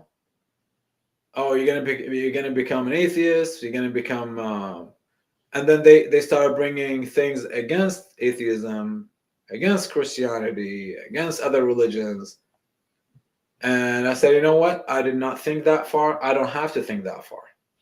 For now, all what I know is that I'm gonna leave Islam, and then if there is God, because I mean I was never an atheist, so I knew there was God, or there is God. I just knew at the moment it wasn't the God of Islam. I said that God will find me.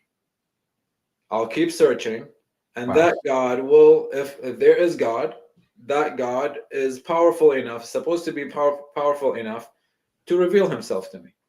I did not know what these things meant when I said it. I just said it this way. I said, you know what? God will show himself to me if there is God. And he did. After a couple of years, he did. Couple of years, okay. So before we get to that, and I'm glad that ended peacefully, it sounds like.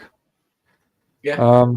Yeah. Well, let me say this before we get into well, I want to backtrack a little bit. I forgot to ask you something, so let's backtrack just a little bit. But I want to point out we're talking about Michigan, and yeah, so this just happens to be Michael Moore's specialty, Michigan. He's a Michigander himself, from what I remember. I could be wrong, but I'm pretty sure about that.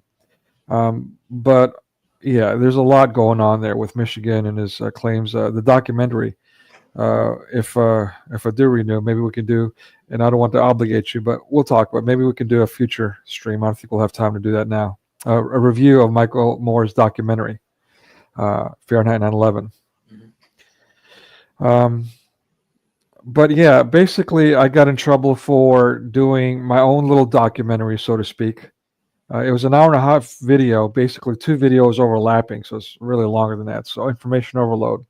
But a segment of that was talking about Michael Moore, just so happens, and I mentioned also all these terrorist activities in the United States by Muslims, and also how the Michigan militia was being portrayed as a domestic terrorist group, even though these other activities are taking place. And there's online rumors that in Michigan, Muslims are also doing paramilitary training. And they, banned that video for that and called me a terrorist. Like basically called me a terrorist and remove that video. Right. So, yeah, I mean, I'm just basically. This is the sad part. Like, you're in a country, right, where you have the freedom of speech, allegedly, but because so I mean, freedom of speech, but you cannot say the things that are happening in your own backyard. Right. And that's why I'm so against self-policing, this whole, unaliving thing that everyone's going on about. I used it a few times myself because I found it amusing, because for me, I like to do the dialectics thing myself. And so the UN aliving thing I thought was funny. And so I started using it, but I'm like, wait a minute, what am I doing here? Why am I feeding into this censorship and, spreading it? We need to stop that. But yeah, let me go back a little bit. You talked a couple times about serving. We don't really call it serving in Islam. Would you mind going back a little bit and enlighten us? Like, I have no idea what that means when in Islam. So, in Islam, because they have in Shia Islam at least, because as we were talking about the 12 imams, and every year they have 2 special dates for every one of them, so birthdays and deaths, and they do certain activities for each one of them. Now, of course, except for the 12 imam, because he's still alive, he doesn't have he didn't die, so they only have his birth, they don't have his death, right? Because he's still alive. So during those let's call them, they're almost like holidays for them.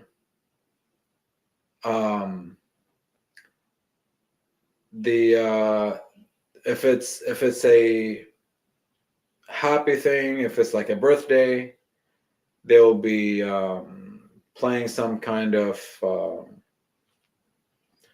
they're not songs, but they're like almost like songs, like hymnology, let's say. Yes, kind of like kind of like hymns. Shia, if we can call them Shia hymns, yeah. so anyways, they pass candy to children. They sounds creepy. Just saying. So I mean, it's come here, little girl. Let me give you some candy. Sorry. They will have meals in the mosque, so they will need someone to help with the meals, whether it's cooking, cleaning, organizing, bringing people in, taking people out. So many activities that, because they have so many of those, 12 imams throughout the year, and each imam has 2 special days, that's pretty much 24 days. and they're like back to back to back. It's like Hmm. it's every day. And they do the same thing. Actually, they do the same thing too, which is I don't know how they know dates, but they do the same thing to Virgin Mary. Wow. Did not expect that. They know when she was born. Don't ask me how. Okay. I don't Sorry. know any source that tells us when Mary was born. Right. I'm not And a great Christianity, theologian, but I know. let alone like it's not in Christianity. We don't have Right. a As far date as I know. yeah. Yeah. I mean, as far as I know, I never seen a book, a document that Yeah. says Mary was born in this day. But they have it in Islam. They know when she was born, and I don't know why only Mary. They do it to Zechariah. They consider him one of the major prophets, and they have his birthday. I don't know why. Until this day, I don't know why they celebrate his birthday. What's so special about Zechariah? Maybe because he was taking care of Mary when she was a baby, according to Islam. But they have those occasions, and they need people to go and help, and this is serving to them. Okay. Now, yes, I think I know where you're going with your question, because the radical things that we hear about consider it to be serving too, but most, or Well, at least the mosques that I've been to, they're against those, or at least to the public, they're against hurting people, killing people. So they don't. I've heard of mosques that have training. They train people as soldiers. I've never been to one. I've never seen one in front of me. But even in my city and where I grew up in Saudi, I know there was a mosque, a Shia mosque, that years and years and years after it was established, some people found out that it was involved in some training in Lebanon and with Hezbollah, and Yemen with the Houthis, and all of that. So yes, there are things that happen in secret that obviously secret. Most people don't know about it, but once it goes beyond two people, then some other people will know. And eventually other people will find out. Yeah. Well, yeah, actually, no. I mean, that's a good point. I wasn't, to be honest with you, my mind wasn't going there, but that's a very good point. But actually, what I was thinking, and now I have to correct myself, and this really is super embarrassing for me, as someone who was in formation, give or take, for about a decade, give or take. I should know this. But all right. So what I was thinking was, and it seems to me quite often, and something we don't hear in these circles, the apologist circles, is the relationship, or how much Islam has hijacked from the early Christian church. So let me just go and show you too while I'm talking about it. Again, this is super embarrassing for me, but for the sake of disclosure, I'm just going to share it. So this is let me go here, and forgive me for not clicking on, what is this stuff? Good gravy. How do we get out of this? All right, there's got to be a better way. Okay, there we go. Okay, so this is the feast of the Nativity of the Theotokos. The Theotokos is the Virgin Mary. In Orthodox, she's called the Theotokos, the birth giver of God, so to speak. And they actually do have a celebration for her nativity as well. And it's not like it's celebrated with one of the liturgical fathers, one of the liturgies that they use. So it's it's a big holiday, not big enough for a Westerner like me to be aware of it. But I imagine in Greece they may be more aware of it. I don't know. This is absolute guesswork. I shouldn't say. I don't know. But regardless, they have, as you see, a commemoration icon dedicated to it. So she's a really big saint in the church, and they do, in fact, recognize a time for her birth. Okay. Yeah. So I didn't know. I knew it. I just forgot it, and that's just how bad of a theologian, how bad of an orthodox I am. I didn't even. Yeah. So, but there you go. I mean, that's what I talked about serving. I wanted to ask about serving was, so it's quite common. Like I know, again, I know very little about Islam as well, but I'm just thinking about the little meme that Thaddeus keeps showing. Give a loan to Allah. That one, right? Right. So, at least in Orthodoxy and Christianity, in Christianity we have the tithing, give 10% and that kind of thing. For those who are unable, who are poor, who struggle, you can alternatively give service to the church as you described. This takes a lot of resources to keep these services going. So you can offer different services, like you mentioned, the altar boy, and the list goes on. So yeah, I see a lot of parallels here between Islam and the traditional Christian church. And so it feels to me that, well, it was in the region. I mean, that stuff started there.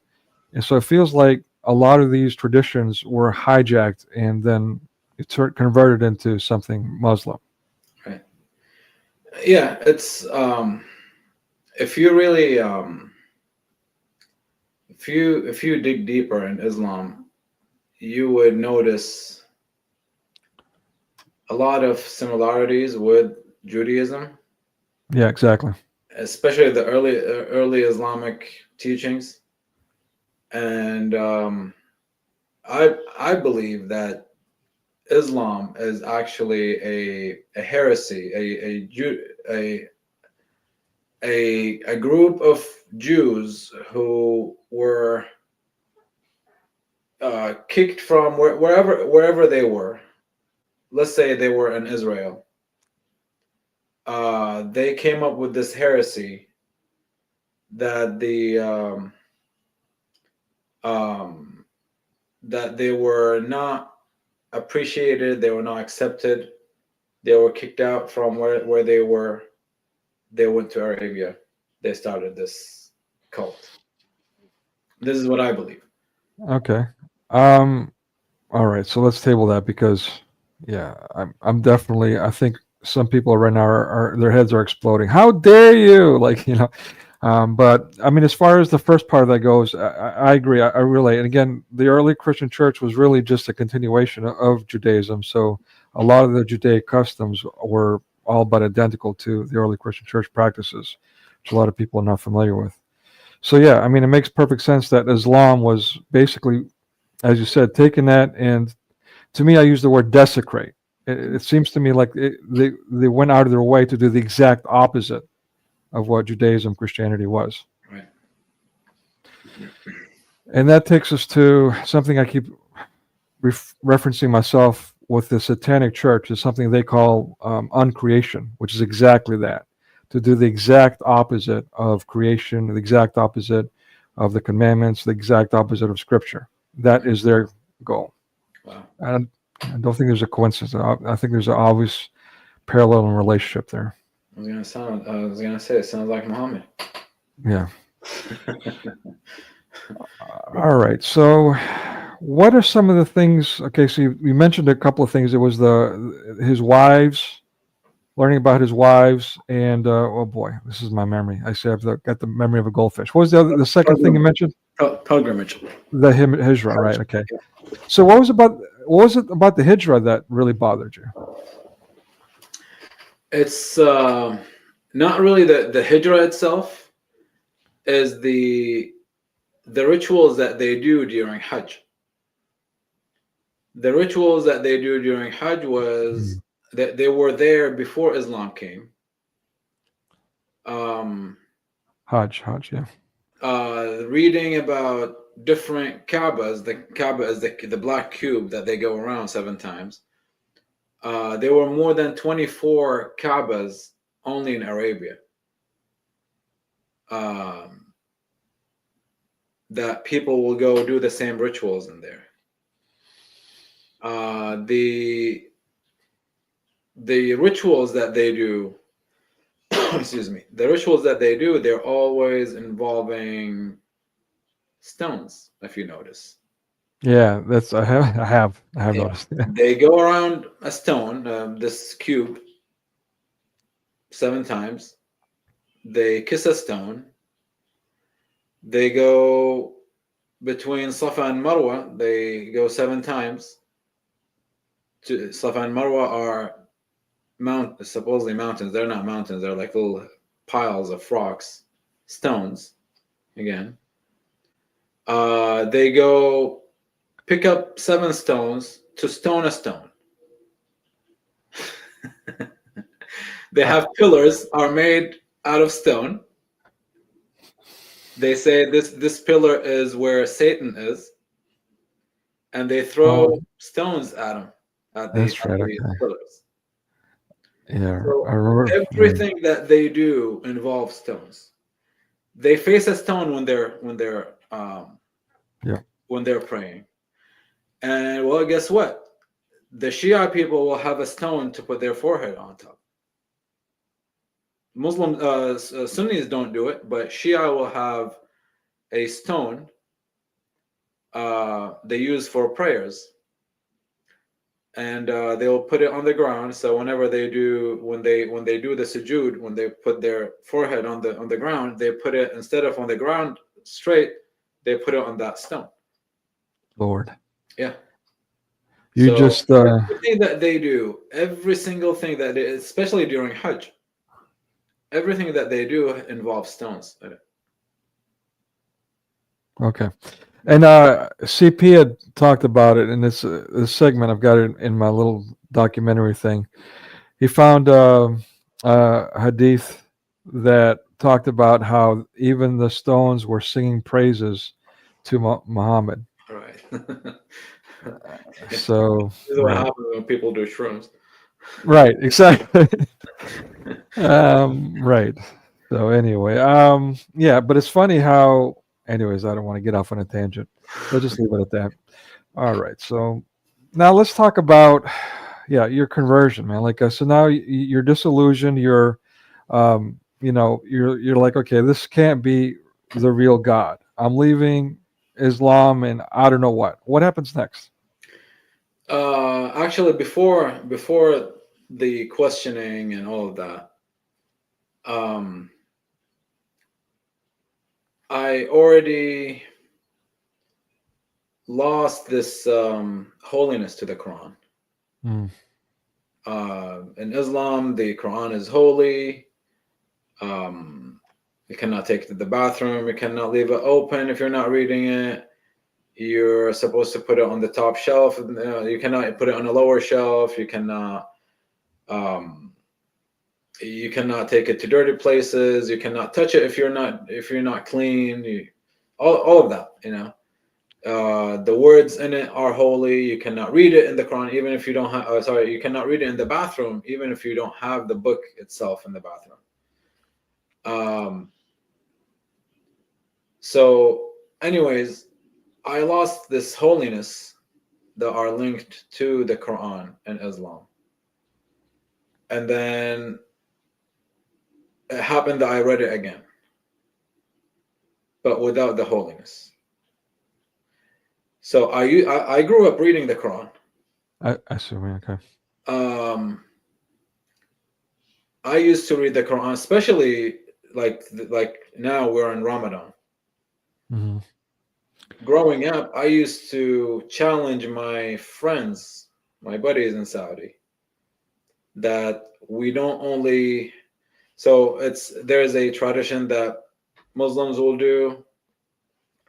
There are 30 sections of the Quran.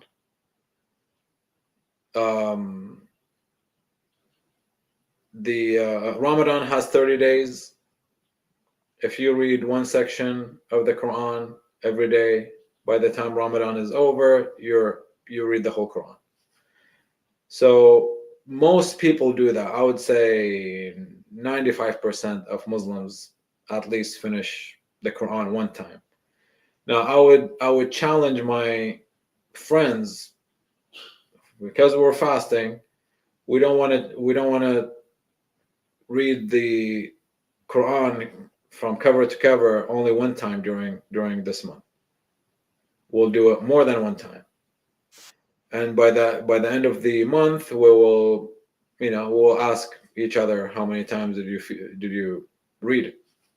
So it was a nice thing to do. It was a kind of worship, because every letter that you read in the Quran is a good deed for you. Every good deed is turned to 10 good deeds. So that's a lot of number. That's a big number, right? Yeah. It sounds like sorry, go ahead.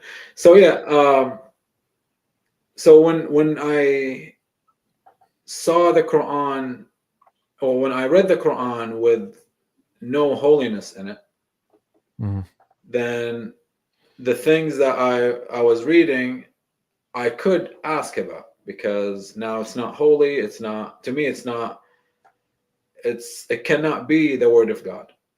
Right. I found many mistakes in it, which makes it not the book of God. Yes, I did find those mistakes when it was holy to me, but I did not dare to ask. I couldn't ask. And if I dared to ask, it would be an answer that has nothing to do with the question. And you cannot ask another question about it. Okay, I gave you an answer. You shut up. You go home. Right.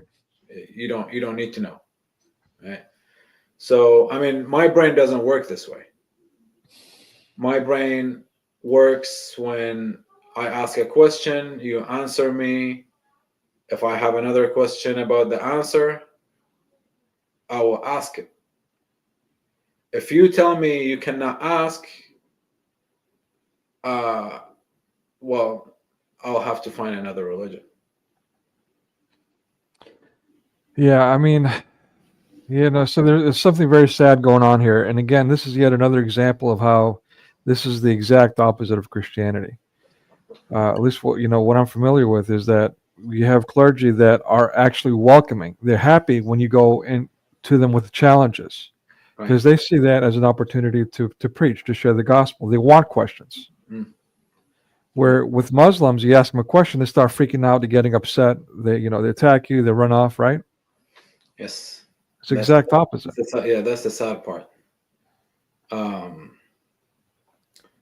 So the more I read in the Quran, really, when I removed this holiness from the Quran, it felt like a different book. It felt like I was reading the Quran all over again, like never read it before. I found stuff that, I've been reading it my whole life, but I never looked at it this way. This is what, when I talk to my family, they tell me this is, or at least at the time when I talked to them and I asked questions, they said, this is what you get if you live among the infidels. You're in America now. I see. You start asking questions. Like, it doesn't have to be it just happened that I was in America, but if I was in Saudi, and if I removed this whole, if I read the Quran like I read a article in a newspaper, this is just a piece of paper, It cannot be from God when it tells me that God does not know. It does not know, or God does not know things that humans are doing. For example, it shows me that it has historical mistakes. It shows me that it has geographical mistakes. It shows me that it has moral mistakes. It shows me that God, whoever came up with this book, supposedly God, is actually just like Satan. Wow. There are many attributes in the Quran. There are verses that shows that Allah and Satan share the same attributes. Yeah. The only difference that I saw is that God, I don't want to say God, God forgive me for this. I want to say Allah of Islam, because again, Right. even with Allah, I mean, in my Arabic Bible, we have the name Allah. We use the name Allah for God. Mhm. So when I say Allah of Islam, that's different. Allah of Islam, Allah of the Quran, the only difference between him and between him and Satan, even though they share the same attributes, it's just Allah of the Quran is better than Satan. You have Satan that deceives, but Allah has the best of deceivers. He's a deceiver. He's just a better deceiver than Satan. Uh-oh. It looks like I'm freezing on my end for some reason. The camera was freezing, but I can. Can you still hear me? I can hear you. Yes. You hear me? This might be a sign from Allah. We're being Allah smitten.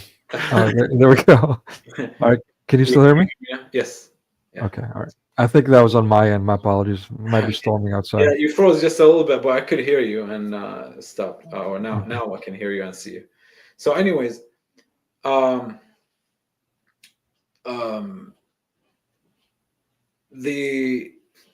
time that I figured for myself that the Quran is not holy, I was reading other books, like the Bible, for example. And reading the Bible,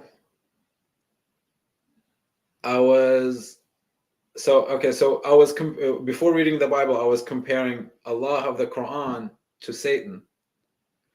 Now reading the Bible, I was comparing the true God to Allah of Islam. Mm. And it was a big difference. Which it was shocking to me, because we learned about Allah of Islam that he's so powerful, he's so scary that you cannot ask him for things.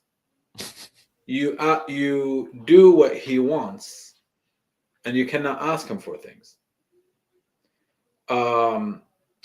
If he gets mad at you, he's breaking your neck. You know, he's gonna hurt you. If you go astray, he's gonna punish you. Now, I read in the Bible about for example, the parable of the lost sheep. He leaves the 99. He runs for the one that was lost. Mm. I read, is it First, Second Timothy? I think it's First Timothy, where God says, or the Bible says that God wants all men to be saved. His desire, he desires all men to be saved. That's not God of Islam. God of Islam, if a city does not sin, he will send Satan to deceive the bad people. They're bad, but they're not bad enough to sin. But he will find those people who are not bad enough to sin. He will make Satan deceive them to make them sin. Why? Because he created heaven and he created hell. If they did not sin, hell is going to be empty. So he wasted his time building a place called hell. Wow. So it's a completely different God. The more I read about the true God of the Bible, the more I figured for myself that this is not the Allah of the Quran is not the one I want to follow. Again, reading about salvation, Christ gives me this assurance of once I die, he's going to receive me straight. I don't have to say, I don't know, maybe I'll go to heaven, I'll go to hell. I know where I'm going. There is no inshallah, maybe, if my it depends on the scale on the judgment day. If my good deeds are more, I'll go to heaven. If my good deeds are, or if my bad deeds are more, I'll go to hell. There is no such thing as going to hell for a while, and then by the time you pay your sins or being tortured for your sins, when your sins are over, you go to hell, you go to heaven. There's no, it's either hell eternally or heaven eternally. I choose heaven eternally. So there's no Muslims for us to take our place, is what you're saying. Like if, this is another thing in Islam. Yeah. yeah. So here's the thing with this is something that I always thought about. Muslims have a problem with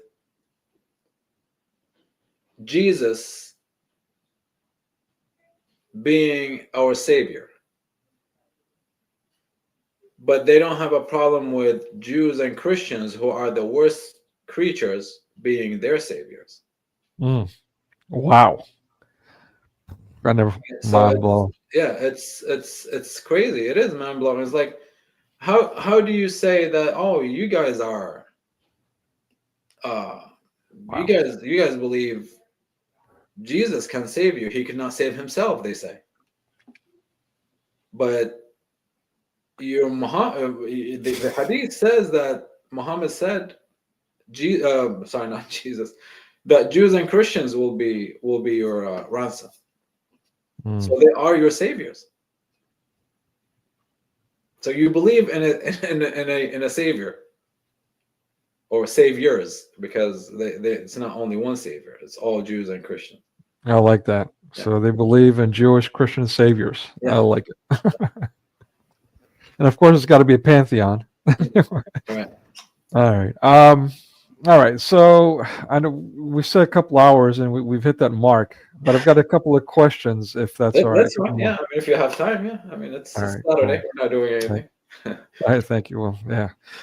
Family Guy, no excuses. All right. All right. So let's go to this question here.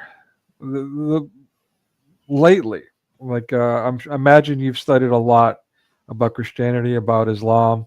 You've learned some things. What are some of the things that you've learned lately that were surprising to you? About Islam? Yeah. Well, after I left Islam, actually, I learned a lot more than when I was a Muslim. Right?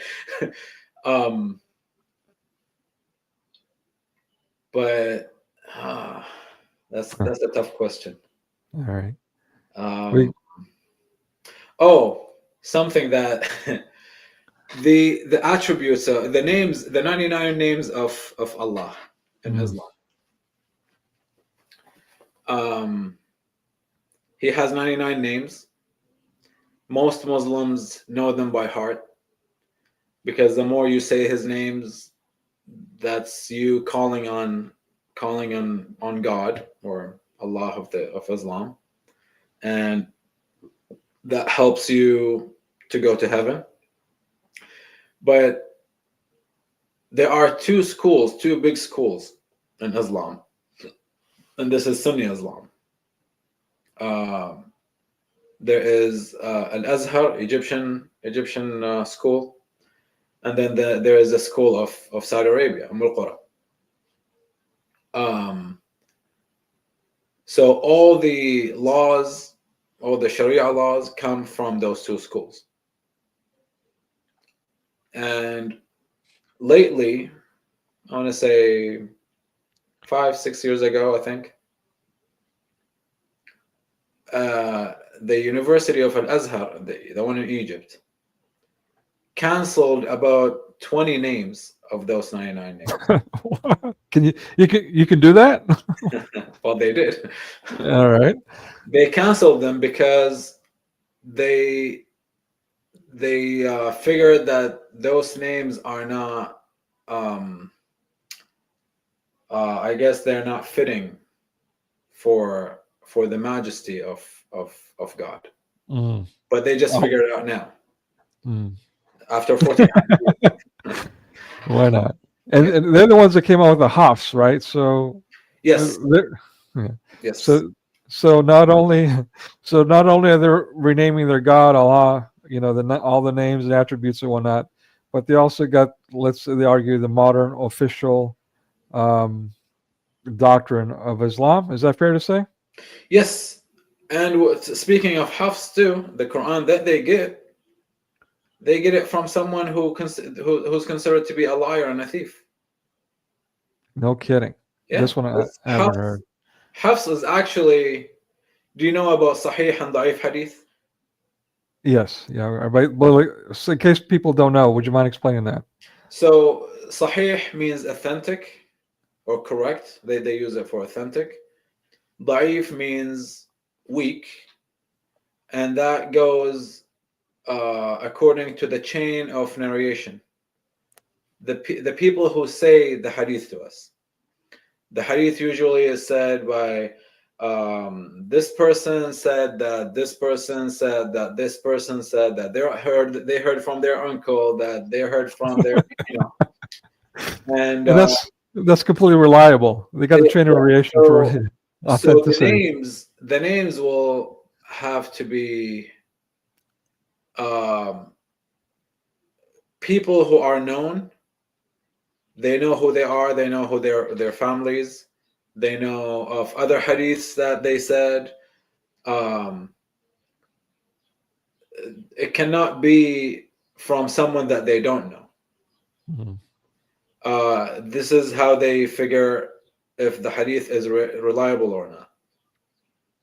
Now, Hafs, the guy who brought the Quran, the Quran of Hafs, because he's considered to be a liar and a thief, if a chain of tellers of the hadith include Hafs' name, then sorry, it's not Hafs, it's Asim that's a liar. Sorry, Asim is Hafs and Asim. Asim is the liar. Okay. So if the chain has Asim's name, then the hadith has to be avoided.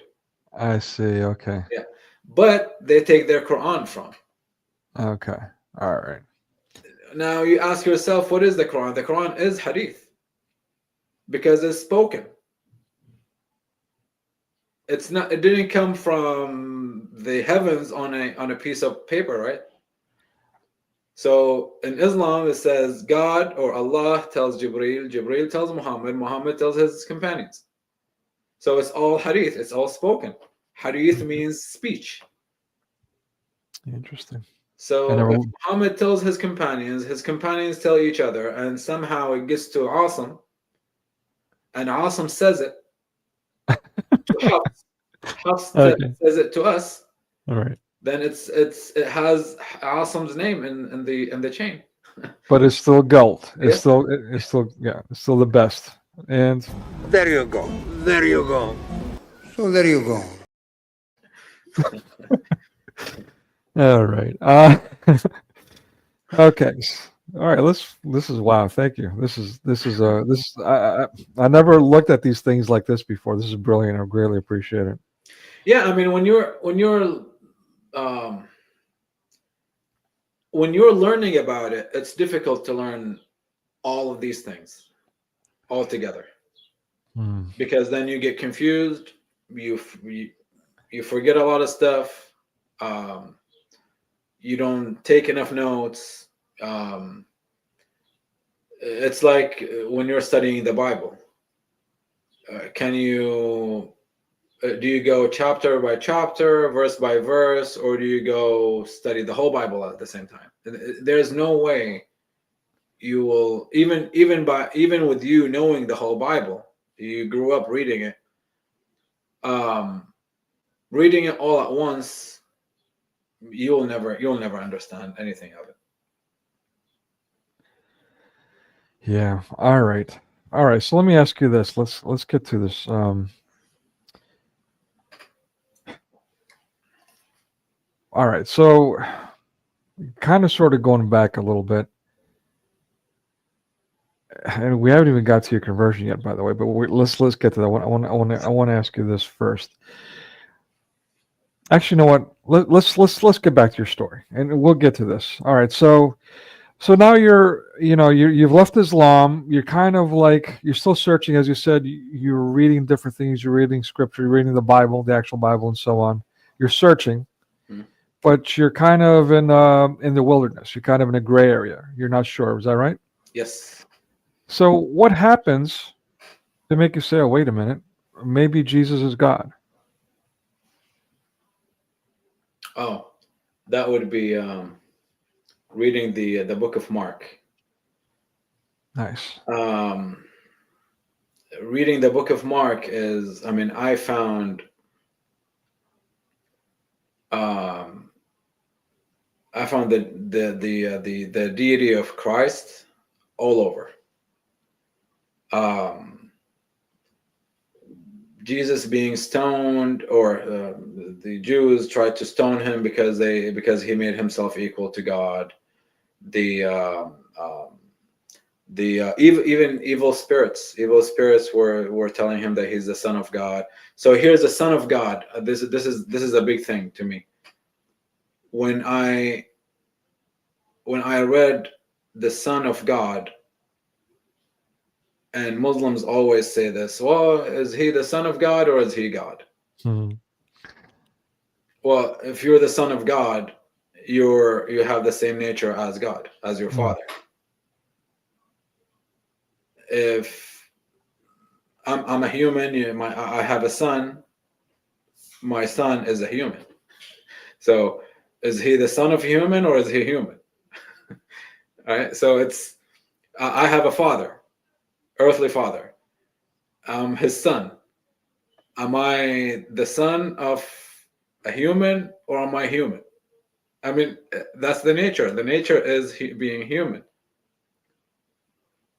God is, his nature is God. Son of God will be God. Um, so yeah, this is one thing that I read. Actually, another thing in the book of Matthew, um, when it speaks about um, fasting and praying, this is when I was again, because yes, at the time I wasn't Muslim anymore, but my mentality is still I my Hmm. mentality did not leave Islam. I was Yeah. thinking just like a Muslim. Yeah. I mean, you were raised in that. You were fervent. You were very involved in Islam. So it makes Yes, perfect sense. Everything you saw was from what you already knew. yes. So reading the book of Matthew and hearing or reading about the things that Jesus says about fasting, and ironically they're like back to back. Got a section about fasting, a section about praying, and um, reading about how not to fast. Um, because Jesus starts off how not to fast, and then it says when you fast, do this and this and this. Mhm. Okay, the part about how not to fast was I felt that what that part was pointing at me and talking to me directly, Okay. because it says if I remember right, but it says when you fast, do not be like the hypocrites, Mhm. or do not disfigure your face.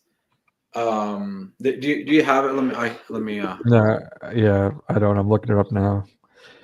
But I think whoever, it's Matthew 7 or 6. there's one that says Matthew 6, 17. Yep, 6, 6:17, 6:16. Let me bring it up here. Or unless you have it, actually, let me bring it Yeah, up on I have it screen. here. It's just I'll have to switch it to English.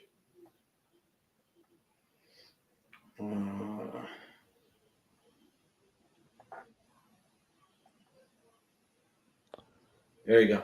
Fasting says, moreover, when you fast, do not be like the hypocrites with a sad conscience, which really this is what the Muslims do. We were just talking about it earlier. For they disfigure their faces. They're always mad when they're fasting. That they may appear to men to be fasting. Now, everyone. Now, I'm picturing myself in Saudi Arabia, right? In Saudi Arabia, everyone is fasting. Shops are closed, stores are closed, because at least during the day, restaurants, stores are closed. You don't smell food cooking around. You don't see people eating. Everyone is fasting. Okay. Mhm. But even though everyone is fasting, they're showing each other that they're fasting, Right. because their stores are closed. They actually have a prayer that they will tell to each other. And it's funny that the prayer says, I'll say in Arabic first, Allahumma inni sa'im. And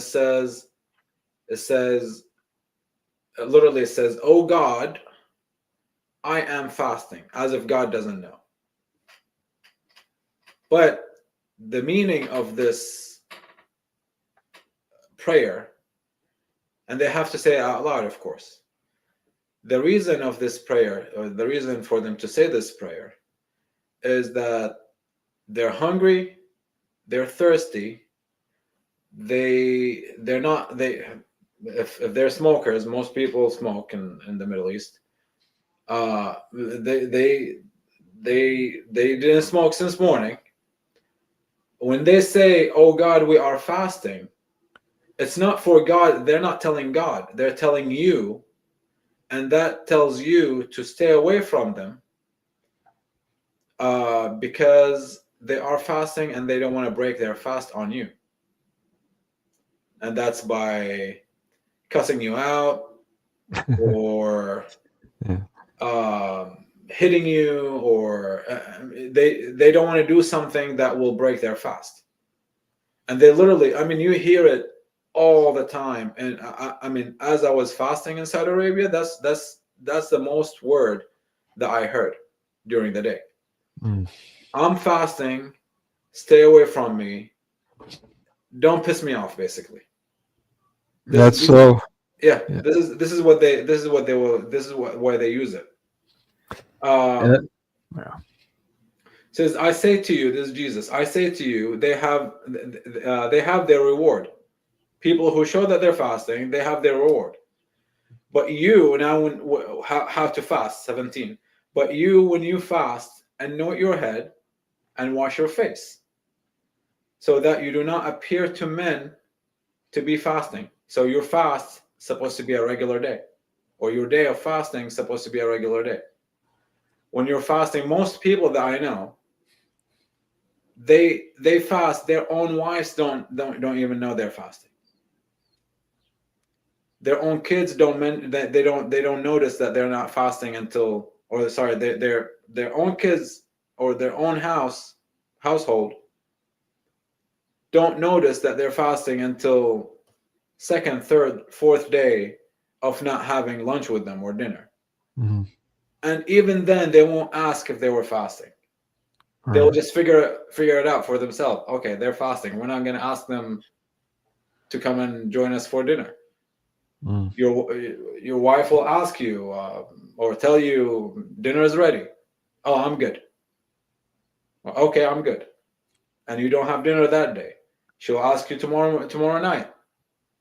Dinner is ready. Well, okay, I'm good. She will figure out, okay, you're fasting. She doesn't even have to ask you. Yeah. Yeah, and so what you're describing earlier, the reason I was laughing, I know it seems like I'm being facetious here, but it just every time you described it in my head, that I can't remember who it was that shared it, but they were sharing this Arabic TV show of it was an older show, it might have been like in the 60s. It was in black and white, where they're basically making fun of people fasting and just being really ruthless to each other and all that. It was a comedy making fun of the Ramadan fast. Yeah. So yeah, because it bothers them so much. Yeah. I'll give you an example that just happened yesterday. I work for a flooring company, and we have it's supposed to be every first Friday of the month. We have a meeting, but we haven't been following this. So, anyways, yesterday was our meeting for March. All the guys that I work with, they're all Muslims. wow. So our crew is 9 or I think 10 people. All of them are from the Middle East. They're all Muslims except for me and two American guys. So yesterday in the morning, well, the boss, it's in his house, and he usually brings breakfast, donuts, coffee, whatever. Sometimes he cooks something. So yesterday he didn't cook anything because most of the guys are fasting, so he didn't want to waste food. And so but he had coffee. Half of the guys didn't show up. And when we asked why didn't you show up, they said, "Oh, we wouldn't come, and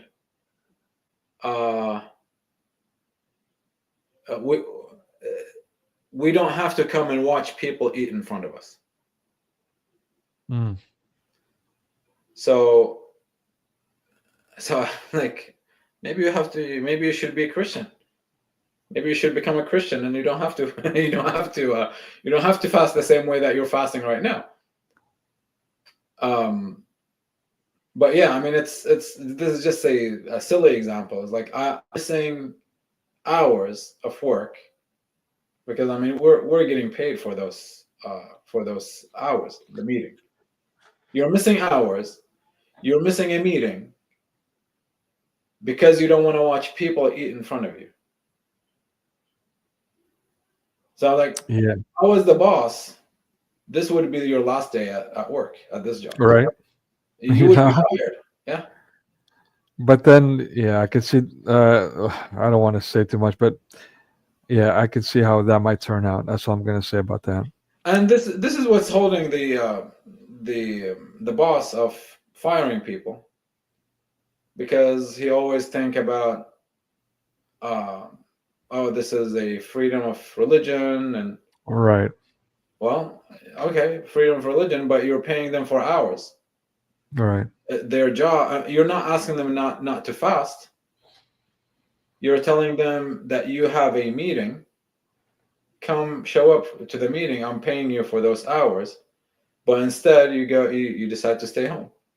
That's Right. just like missing the first 2 hours of the day, only because I don't feel like working. It's like it's not my problem that you're fasting. Yeah.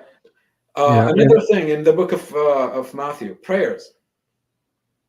Right Wrong before that, verse 5 says, "And when you pray, you shall not be like the hypocrites, for they love to pray standing in the synagogues." Yes, I know Muslims don't pray in the synagogues, but it's the concept. For they love to pray standing in the synagogues, on the corners of the streets. That's exactly what this is. This is when I was reading it, I was like, okay, this is me. Like praying in groups in the street. I mean, growing up in Saudi Arabia, I would drive in the highway. I would find a car parked on the highway, on the shoulder, and 3-4 people, standing on the sand praying. Yeah. So the highway sees them. Yeah. So let me jump in here, and I want to address this there before I forget, and forgive me for interrupting here, but I just want to put this in perspective for those that are hearing these things and going, wow, but let's look at this, how religious and how faithful they are. You don't see that in the West. Well, one, wrong. But two, that's not, Muslims by any stretch do not invent this, well, maybe did not invent this kind of pious behavior. So to put it in perspective, what you're saying earlier about Muslims in the entire communities shutting stores for prayer time. Again, this is not something that's not only exclusive to Islam, but is not something they invented. In fact, they again hijacked and desecrated. So this is very much in early Christian practices where entire communities on certain times would shut down. To this day, they still practice that. Again, in the year 2025, especially right now, for many Christians, it's Lent. It's a time of fasting, actual fasting. And so, yeah, there's times where they shut down their church, their businesses and so on. And it's quite moving, but we don't, in the West, unfortunately, we're not aware of it because it's only pockets of. So we're not exposed to that. And if we are exposed to that, we hear slander. Unfortunately, they're the evil ones. They're the what is it? They're the idlers or idolaters, and so on and so forth. So we're completely removed from that reality. I think that's it's tragic on so many levels, because when you're not aware of that, and then again now you're hearing this for the first time, you have that reaction of, whoa, these people are so pious and we're not. But wait a minute, hold on. So I just want to I'm not trying to do this denominational thing. I just want to make people aware that Islam did not invent piety by any stretch. On the contrary, they took piety and they desecrated it. I need to make that clear. I need to make sure people understand that. But here's the thing, like when you say people who are listening will go, oh, but look how religious they are. This is so cool. This is so that's awesome. Look how religious they are. That's exactly Jesus' point. It says, I say to you, they have their reward. They got their reward. Their reward is people saying, look at these religious people. Your reward is not supposed to be from these people to say how religious you are. Let me add, your God in secret, because your God who sees you in secret will reward you. And let me add to that. Exactly. Thank you. Again, this is Lent. So many around the world are in Lent right now. Some businesses will close on certain times and so on. But nobody's going around, like for certain, there's no Christian police running around beating people up if they're not doing these things, first and foremost. But not even to that extreme. Nobody's like looking at someone, are you fasting? Are you not fasting? Like you said before, it's something that's cultural. It's something that as a Christian you're expected to do, but nobody's like running around chastising you, or as they say in the West, judging you, or these kinds of things. And so it's done. It's up to you, and it's done in secret. It's not done pridefully, So this is the exact opposite. What you're describing with Islam is exact opposite of what I'm saying here. And again, I don't think that's coincidence. I think that's by design. Right. Yeah. So Okay. yes, those two things, fasting and praying, they really, when I was searching, when I was reading the Bible, those things really touched me, because of course it happened to be in Sermon on the Mount. It's not, I mean, it's a, what is it, like three chapters of the book of Matthew, reading all of these things that Jesus was saying on the Sermon on the Mount, which are like how do I put this in words? It doesn't compare. That's why you're struggling now to find words. It just doesn't compare. Yes, it's very difficult to follow. I mean, I'm not talking about fasting and praying right now, but all the things that Jesus tells us in the Sermon on the Mount, loving your enemy, praying for your enemies, praying for those who persecute you. Who can love their enemies? Right. So I sure struggle with that. it's difficult. It's very, very difficult.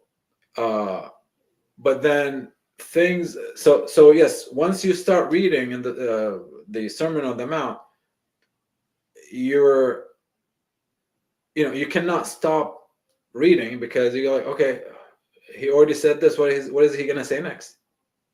Now, I'm talking about myself reading it for the first time. Yeah. There is no forgiving your enemies in Islam. There is no forgiving your brother, your Muslim brother, if you can. Yeah. Yeah. So that's not the same as what Jesus said. Right. So yes, reading the Sermon on the Mount, and then goes to fasting, praying, charity. Yes, I know people will say we have fasting in Islam. No, it's not the same. It's completely the opposite thing. He tells you no one knows about you. You pray for it's between you and God.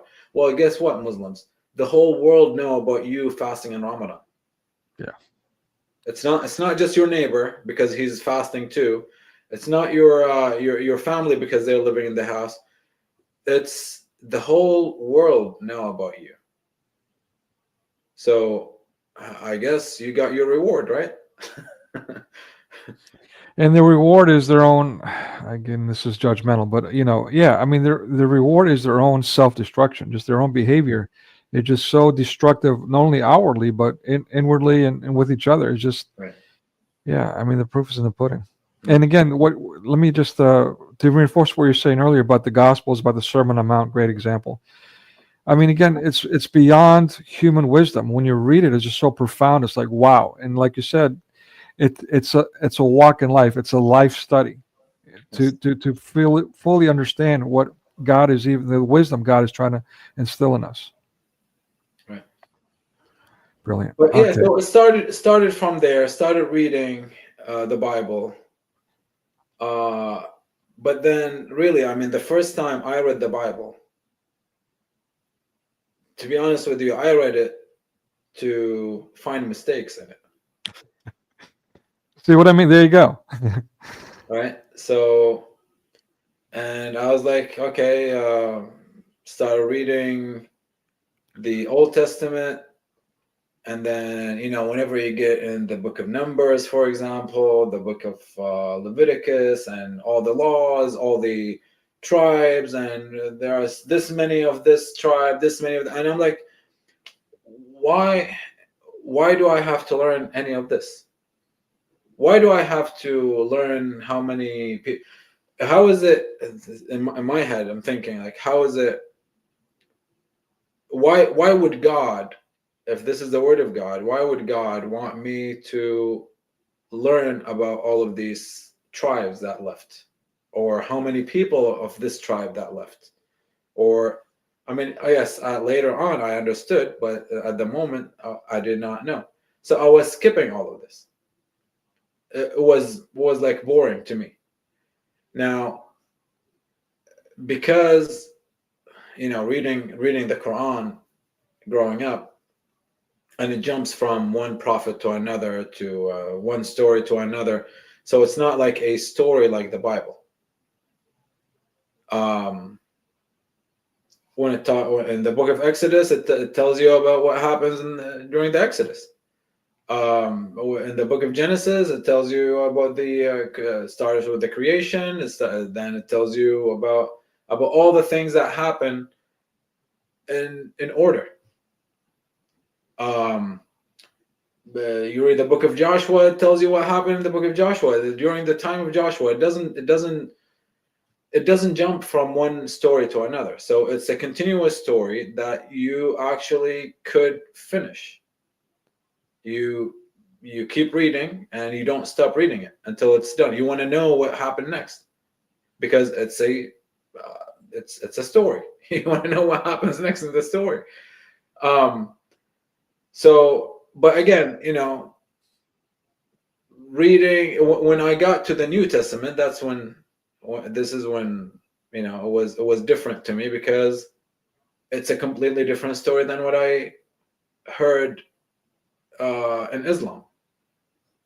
So yes, I know the story of Moses in the Old Testament is different, but there are hints about the plagues in the Quran. There are hints.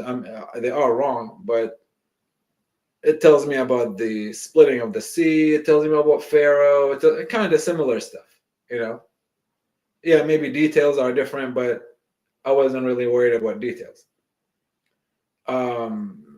The story of Adam, I mean, it's not the same, but kind of, he was first created, But when it was the story of Jesus, it's completely different story.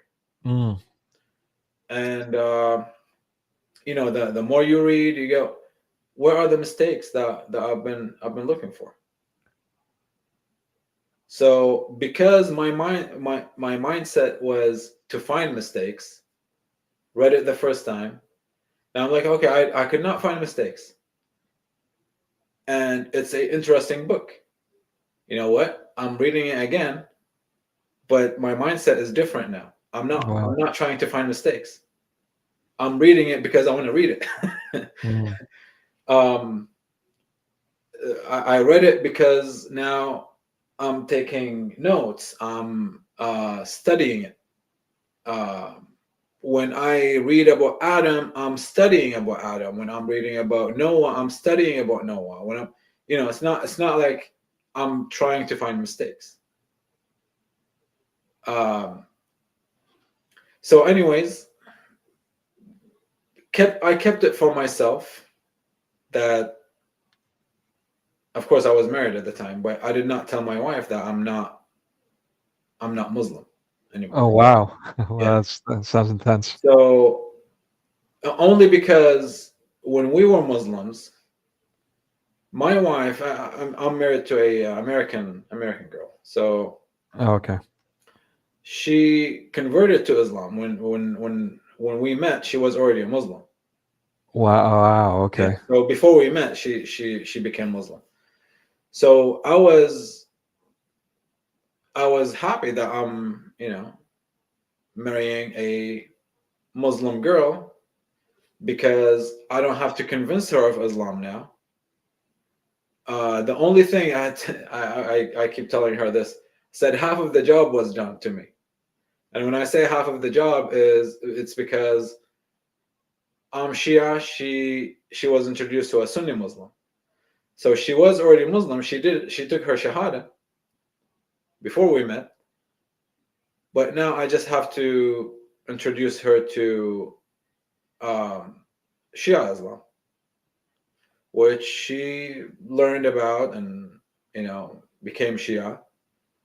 But again, you know, what during the time, sometimes we lived in a small village where, you know, everyone knows everyone, and Yeah. they're like really how do I say this? Podunk. They're like hillbilly Americans, you know. Podunk is the word you're looking for. Podunk. Yeah. Yeah. So she, because she whenever she's wearing the hijab, she started you know, people will say things, they don't want to deal with her because she's Muslim or she's wearing the hijab. So I remember she was working at Lowe's.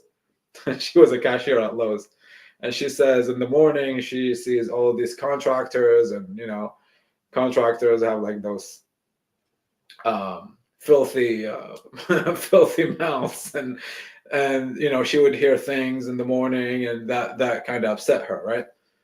So but she would come to me sometimes and she'd say, hey, can I take the hijab off? And I say, I don't care.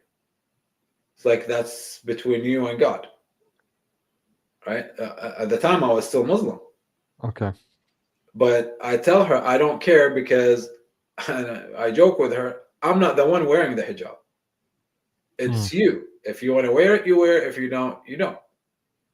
And she would take it off, and then after a few months she will decide, hey, I'm putting the hijab on again, and she would. So she, for some time she was on and off, and I did not have a problem with it. Now back to my story. When I left Islam, I was treating her in the same way. I'm not the one who's gonna, again, Islamic mentality, I'm not the one who's going to tell her about leaving Islam, because I don't want to I don't want to take the burden of her leaving Islam. If she wants to leave Islam, that's on her. I left Islam, that's on me. Okay. If I was wrong, it's on me.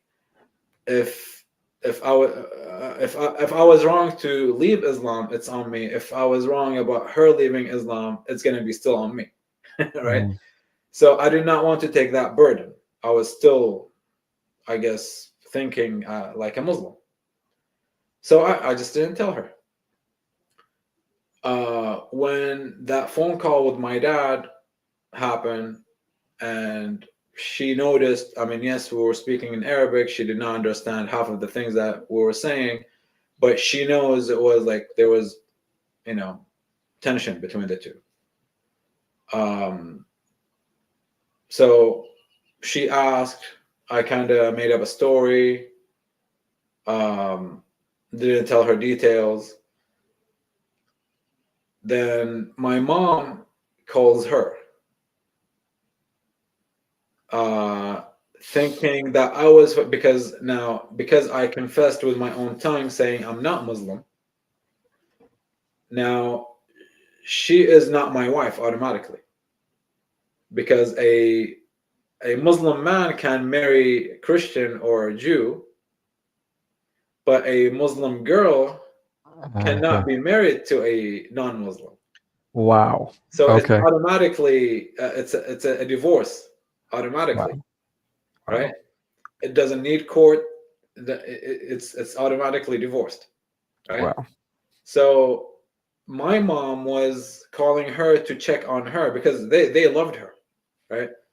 So my mom called her to check on her. Is Yousif forcing you to stay with him? Is because he said he's not Muslim? My wife was shocked because, like, he never told me. Right? So I take the phone from her, talk to my mom. I told her, she doesn't know, and we hang up. Talk to my wife. My wife is upset. Why didn't you tell me? We don't talk for a while, for like 2 weeks maybe. Then she asked me, why aren't you Muslim? So really the big impact on me leaving Islam or thinking about Islam is David Wood movies. Interesting. Okay. David Wood, I was watching his movies. I was watching his videos back to back. First, I was kind of thinking, what does this guy know about Islam? He knows nothing about Islam. Then the things that he says, because he says it in a mocking way, Mm-hmm. it kind of turned something on my brain, right? It started like kind of clicking buttons and stuff. No kidding. So that worked for you? It did, yes. Wow. Okay. And that's why now I'm using the same techniques, not to the same level, but I do when I talk to Muslims, I do sometimes mock their God, mock Muhammad, or mention the things that I heard or read or learned about Muhammad, and I make it personal with them. Mm. Like, look, I'm not trying to insult you personally, but let's say I come to you and I say I'm a prophet. Mm. Actually, just yesterday, I was telling one of the guys at work. So I'm not trying to insult you, but I want you to think about this. I'm a prophet now, sent by God, and I come to you, and I look at your wife, and I tell you that I like your wife. I'm like, we're doing flooring, right? So, and I point at heavy tools. There was a hammer on the floor. I said, please tell me which tool you're gonna pick up and hit me in the head. If I tell you this, Okay. right? I mean, obviously, if someone tells me this, I'll try to find the heaviest thing and break his head open. Wow. If someone talks about my wife this way, right? So I'm like, if I tell you that I like your wife, what are you gonna do? Like, oh, no, you're not gonna tell me this. Okay, yeah, let's say I did. Aren't you gonna hit me? He said, yeah, I would. So this is what Muhammad did. I said, you have a daughter. What if I come to you and I say, I wanna take your daughter out, and she's 8 or 9, and I know he had a young daughter. I said, are you gonna go inside and reach for a gun? I would. I mean, so yeah, I mean, when you make it personal, it's one thing that they hear about it, that Muhammad did it 1400 years ago. Oh, it was a different time. But when you make it personal with their families, they start thinking about it. Okay, I got you now. And this is exactly another thing with me. When I mean, we've been learning about Muhammad since grade 1, since the first grade. I've been learning about Muhammad and all the things that he did and all the killing that he did. It was okay for me because it was in a certain time, 1400 years ago, and it was only for its time. Now it doesn't happen anymore. Now, excuse me, when ISIS did it in the Middle East, we saw it in front of us. We saw how they were killing Christians. Wow. They were killing other people that they believe that they're not Muslims. Even other Muslims, other sects of Muslims, Shia Muslims, Alawi Muslims now in Syria. Look at what they're doing in Syria. Yeah. This is exactly what Muhammad did. The only thing is, those Alawis or those people, the other group, were not in the back of a truck because they didn't have trucks at the time. And Muhammad wasn't carrying a AK-47. He was carrying a knife or, whatever, a sword or whatever weapons they had at the time. But if Muhammad had the technology that we have today, he would do the same thing. So yeah, I mean, well, yeah, that's the Syria. Yeah, Syria. Yeah, that's crazy. That's crazy. It's sad. Yeah. All right. Um, Yeah. so yes, so back to the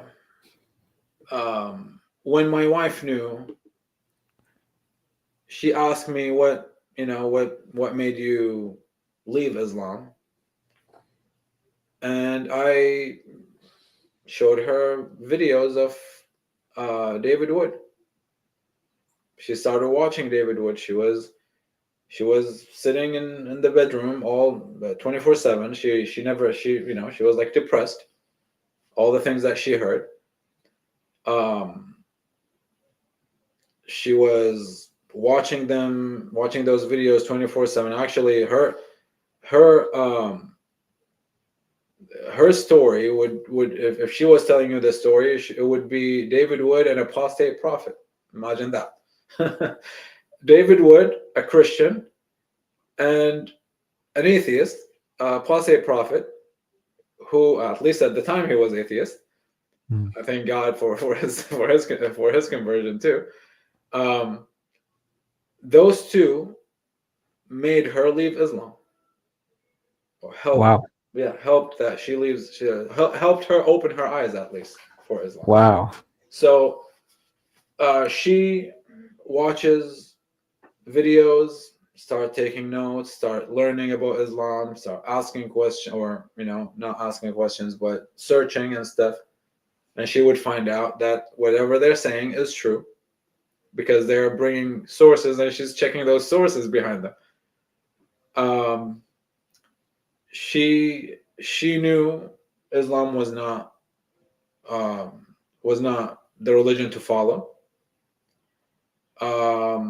And then after a couple of weeks, again, of not talking, I mean, me and my wife were like roommates that hated each other.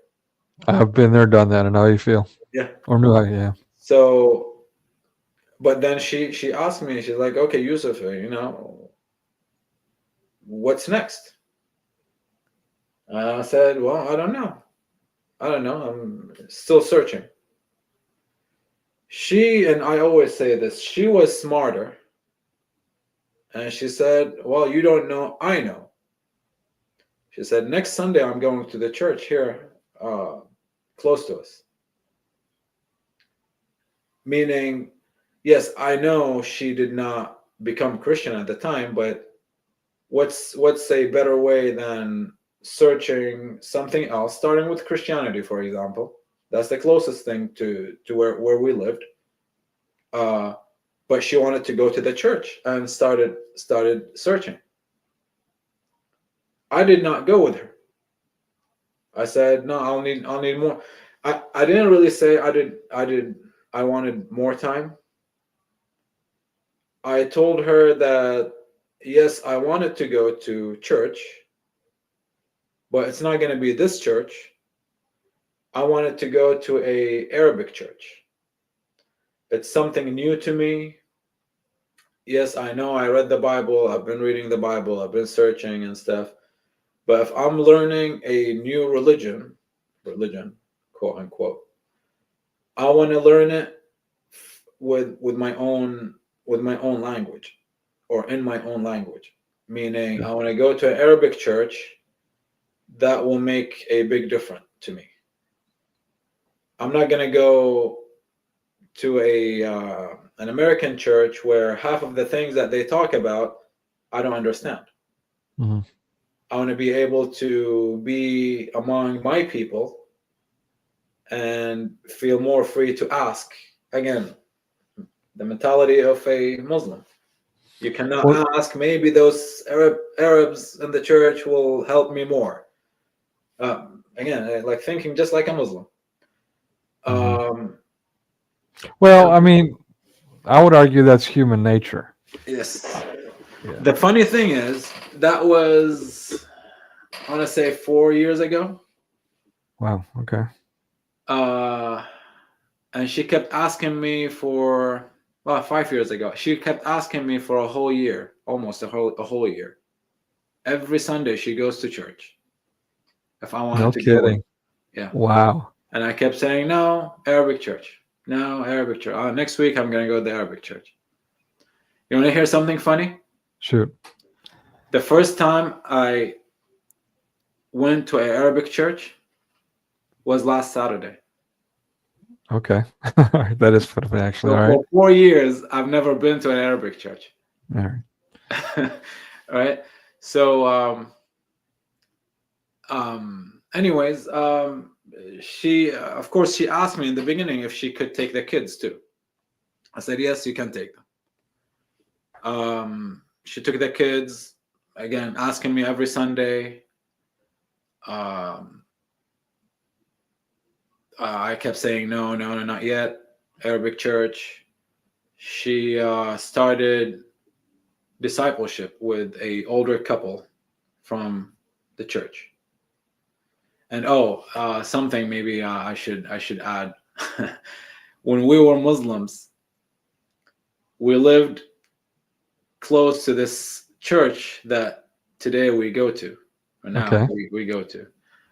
And we were still Muslims. And every time we went out, grocery shopping, and we drive by that church, Uh-huh. and my wife will say that, and she says it out loud, like she's thinking out loud, and she said it multiple times, that she goes, for some reason, I feel like one day, or she says, something is pushing me to go to this church. Wow, I was not expecting that. I thought you were going to tell me you guys were spitting at the church or something. No, All right. we were still Muslims, and Wow. she says it. She goes like, I feel like one day I'm going to that church, to the point that my son, I think he was like 4 years old, right? And whenever we drive by that church, and my wife wouldn't say that this, I feel like I'm going to that church, my 4-year-old son will point at the church, and he goes, look, there's Mama's church. Wow, that's creepy. Like my hair is like Yeah. um And I was going to say it's fortuitous that you were close to the church, but man, that's pretty intense. right. So years later, she starts going. She asked me about maybe 8 months to a year if I'm going to the church, and I keep saying no. She starts discipleship, but they do it through, I think it was through Zoom or I think it was like FaceTime. So she would be in the living room, meeting with this older couple from church, and they will be talking about random stuff, just learning about Christianity. She's in a journey, so they were helping her with this journey.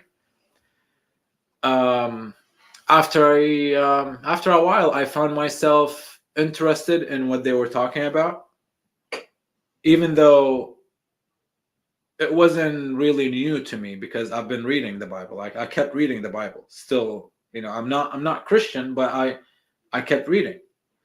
I can show you my first Bible with dates on it. Nice. And it's So you're taking notes. notes and highlighting and all of that. To the point that my pastor now, when he first saw my Bible, he asked me, whose Bible is this? I'm like, this is mine. He's like, it cannot be. Like, you have it's highlighted, and it has notes in it. I thought it was like I was gonna ask you, maybe it's a old friend who passed, and you took his Bible or something. All right. I'm like, no, this is mine. This is from my study. So anyways, I found myself interested in the things that they talk about in their phone call, that I would leave the room, I would leave my bedroom, go to the kitchen. My kitchen was open to the living room. My wife is sitting in the living room having a conversation with this older couple. I would go to the kitchen and just wash dishes, not because I like washing dishes. It's because I wanted to listen to what they were saying. Right? And after their session or whatever, me and my wife would sit together and discuss the things that they were talking about. And many times she would say, like, you're stupid. It's like they're here. Why don't you come and sit with me and discuss it with them instead of with me? Like I don't know how to answer these things, right? Mm. So so yeah, I mean, for a long time, I did not join her for her studies and stuff or phone calls. After a while, I started watching. Like she would go to church Sunday, and I will be watching the live stream from home. I go on YouTube and watch pastor Oh. preaching. I think I heard you say this before somewhere else. All right. And when she comes home, we would discuss these things that they talked about at church. Okay. The church is not even 2 blocks away from my house. I could walk if I wanted to. I just didn't want to go. Mm. Right. I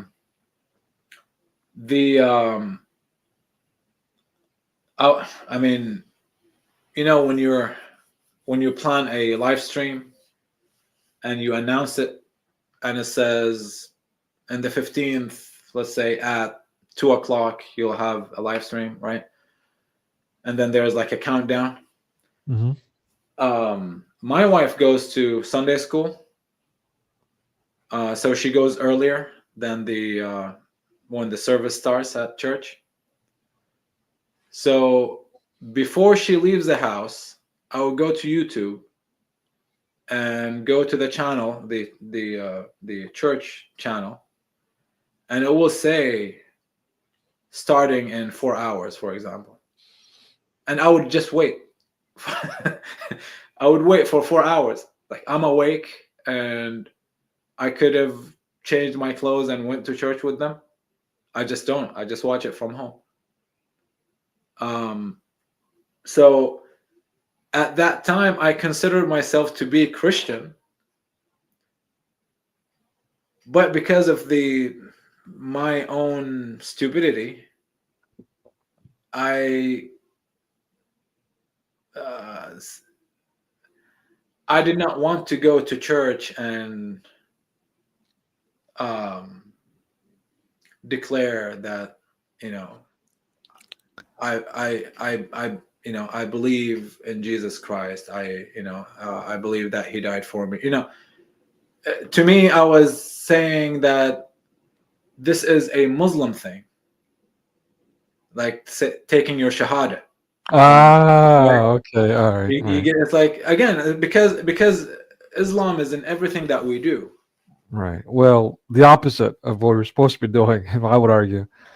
Yeah. So here's So that's a good point. I'm not going to church to take my Christian shahada. Interesting. Because it's something between me and God. Wow. Yes, I do believe in God of Christianity. But then, okay, what about the Bible tells me that I have to declare, to confess, right, with my own tongue. Again, I wasn't thinking that far until one day I was waiting on the live stream to start, and I think it was like 15 minutes before service started. I decided to get up, take really a quick shower, change, and go to church. So the family was already there, my wife and kids. So what was it? I mean, was there something? I mean, so what softened you up? What made you? Well, forgive me. Like, what made you just get past this? Like, but it was more. I mean, I was seeing it as ego, but you're actually telling me it was a fear of doing the same thing. So Yes. what helped you get past that? That I want to say, only God knows. That's the work of the Holy Spirit. It's just at the moment as I was sitting, waiting on the live stream, I was talking to myself out loud. You're stupid. You're sitting here in bed, right, waiting on this live stream. I can see every Sunday. I can see my children on camera and my wife attending church.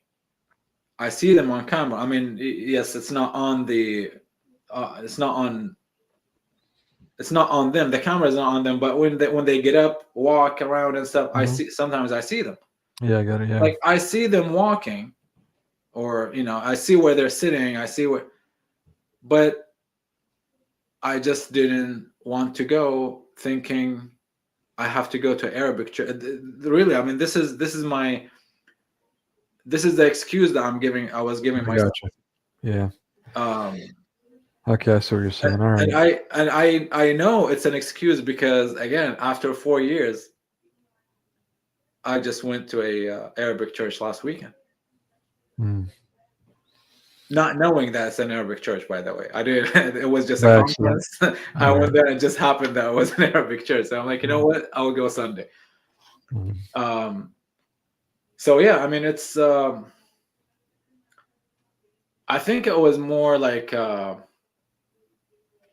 tired of not because again, I considered myself to be a Christian even before I was going to church, right? Interesting. In my head, now I'm Christian. Right. I believe in this God that I read about in the Bible. I really didn't know much about the God of the Bible. I mean, not everything that I read I understood. I see. Right? Actually, not. Let me rephrase this. Most of the things that I read, I did not understand. Right. So at some point, I was like, you know what? I'll have to go and learn about, learn it more seriously, because I agree with the things that I read, the things that I understand. I agree with them. It's just I'll need to learn more about these things. So yeah, I decided that day I needed to go to church. I went to church, attended the service. As we were leaving, my wife was like, "Come here, let me introduce you to the pastor." And I said, "You know what? No, maybe next week. Maybe another time." I wasn't even sure if I was going back next week. And another time she's like, no, let's do it now. So he came to me. He was looking for me, because as soon as he was done with preaching, I was looking for the door out. So I was kind of rushing to go. For some, I don't understand it. I don't understand why. It's like I just felt getting in. I felt like they were welcoming and they were nice, and I got introduced to some people. But then after the service, I just wanted to go home. It's like kind of like first day of first grade again, Right. Yeah, I know. I get it. Yeah. Yeah. Anyways, met the pastor and we talked a little bit. Asked me a few questions about what I believe, what I don't believe. But then he asked me if I wanted to pray with him, and I said yes. And while while he was asking me questions, he's asking me questions about. He wanted to know what I believe. But he was asking me like questions like, do you believe that Jesus died for your sin? And I said yes, because I read it in the Bible. I believe it. I believe it in my heart. But then when he asked me to pray, I told him I don't know how. Okay. And because you're used to the Islamic prayers, all right? That makes sense, right? So pray how? Like standing up, sitting down, put my forehead on the ground. Like how do you pray? Like I don't know how to pray. And from what I read in the Bible at the time, the only prayer that I read was the Lord's Prayer. Did I know it by heart? No, not yet. Right? So how do I pray? I don't know how to pray. And he would ask me more questions. Do you believe that Jesus died on the cross? Oh, okay. Well, at this point, I'm sure you're okay with that. And I was, yes, I believed that he died on the cross, because the story of the crucifixion in Islam did not make any sense to me. Mm. So I struggled with that. I didn't mention that, but I mean, I struggled with this Mm. Isa of Islam, Mm-hmm. because when he was about to get arrested, he made someone else go instead of him. Yeah. Right. So, and Sorry. again, it's not in the Quran, but it's the truth. And there are like Right. many stories. So to me, Isa was this coward person. Hold on. That requires. I've got it. Let me play with my little toys here in response to that. Hold on. Give me one. Bear with me here. I've got like 100 little widgets. All right. Yeah. Here we go. Are you crazy? Or just plain stupid? Stupid as stupid does, Mrs. Blue. I guess. Yeah. I'm sorry. This. So, so yeah, it's I do believe that he was, or at the time when he asked me, yes, I did believe that he that Jesus was hung on the cross, died on the cross, rose again the third day. So, and he was asking me all of these questions, like, okay, it should be easy that you believe all of these things. Just repeat all of these things in a prayer. But I did not know how. And I told him this. I'm like, you gotta bear with me. Like, I don't know how. You want to laugh, you want to cry about it, I don't care. It's just, I don't know how. You gotta help me out. Right. He ended up he's like, okay, because I guess I was taking too long. He's like, you know what, would it be easier if I say a prayer and you repeat after me? And I could see it in his face that he wanted me to pray on my own. I know now that I know the pastor for 4 years now, I know that this is what he wanted me to do. But because he saw how stuck I was, he wanted to, just help me out. So he prayed. I prayed after him. When I came home, we were talking a little bit, me and my wife, and then when I went to my room, I was reading about prayers, and to Google. Google took me to sinner's prayer. And it's pretty much what I said, or what I repeated after the pastor. Okay. But then it's like thinking about the Bible, and then I remember this. It's almost like someone is telling me out loud, "Oh, you gotta confess with your own mouth." Like that, what you did with the pastor does not count. Right? Again, it's like thinking as a Muslim. You're always growing up like as a Muslim. You're always thinking whatever you're doing is not good enough for God. Mm-hmm. If God wills, he will forgive you for something. If God wills, he will he will accept your prayer. Mm-hmm. Right? So I'm thinking in my head, well, maybe that prayer is not accepted now because it's not my own words. This is what Islam does to you. Islam makes you. Well, yeah. Islam makes you think of God as this mean teacher at school. Basically, what atheists complain about is what Allah is. Right. Yes. Well, I mean, they complain about any. They paint all religions or all beliefs with the same brush. Okay. At least the atheists that I talk to. Okay. All right. so they will say, yes, the God of Islam does this, but the God of Christianity does this too. The God of, it's like they I guess because they just don't want to believe in one thing. They try to find excuses to just judge all religions or all gods with paint them all with the same brush. Yeah.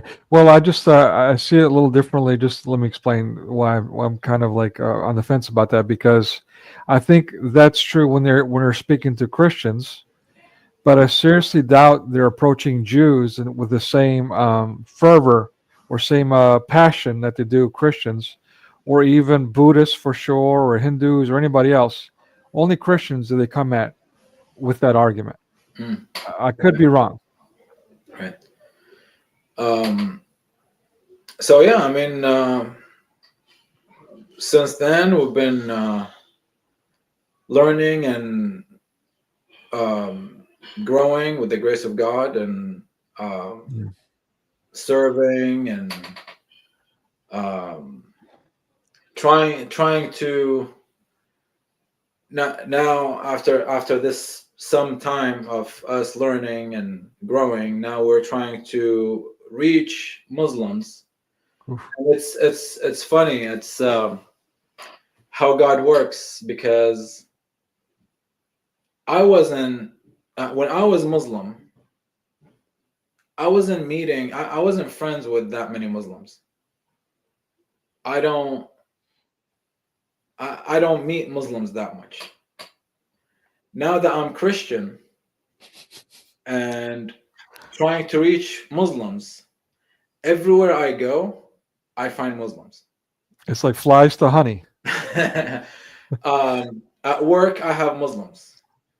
Across the street, my neighbors are Muslims. I go for a walk. I guess because the way I look, brown with a beard, all the Muslims will come across the street just to say "Assalamu alaikum" to me. Interesting. I like that. Okay. and that's why I'm not shaving my beard. Nice. I meet people that will, in the store, they will come to me and start a conversation.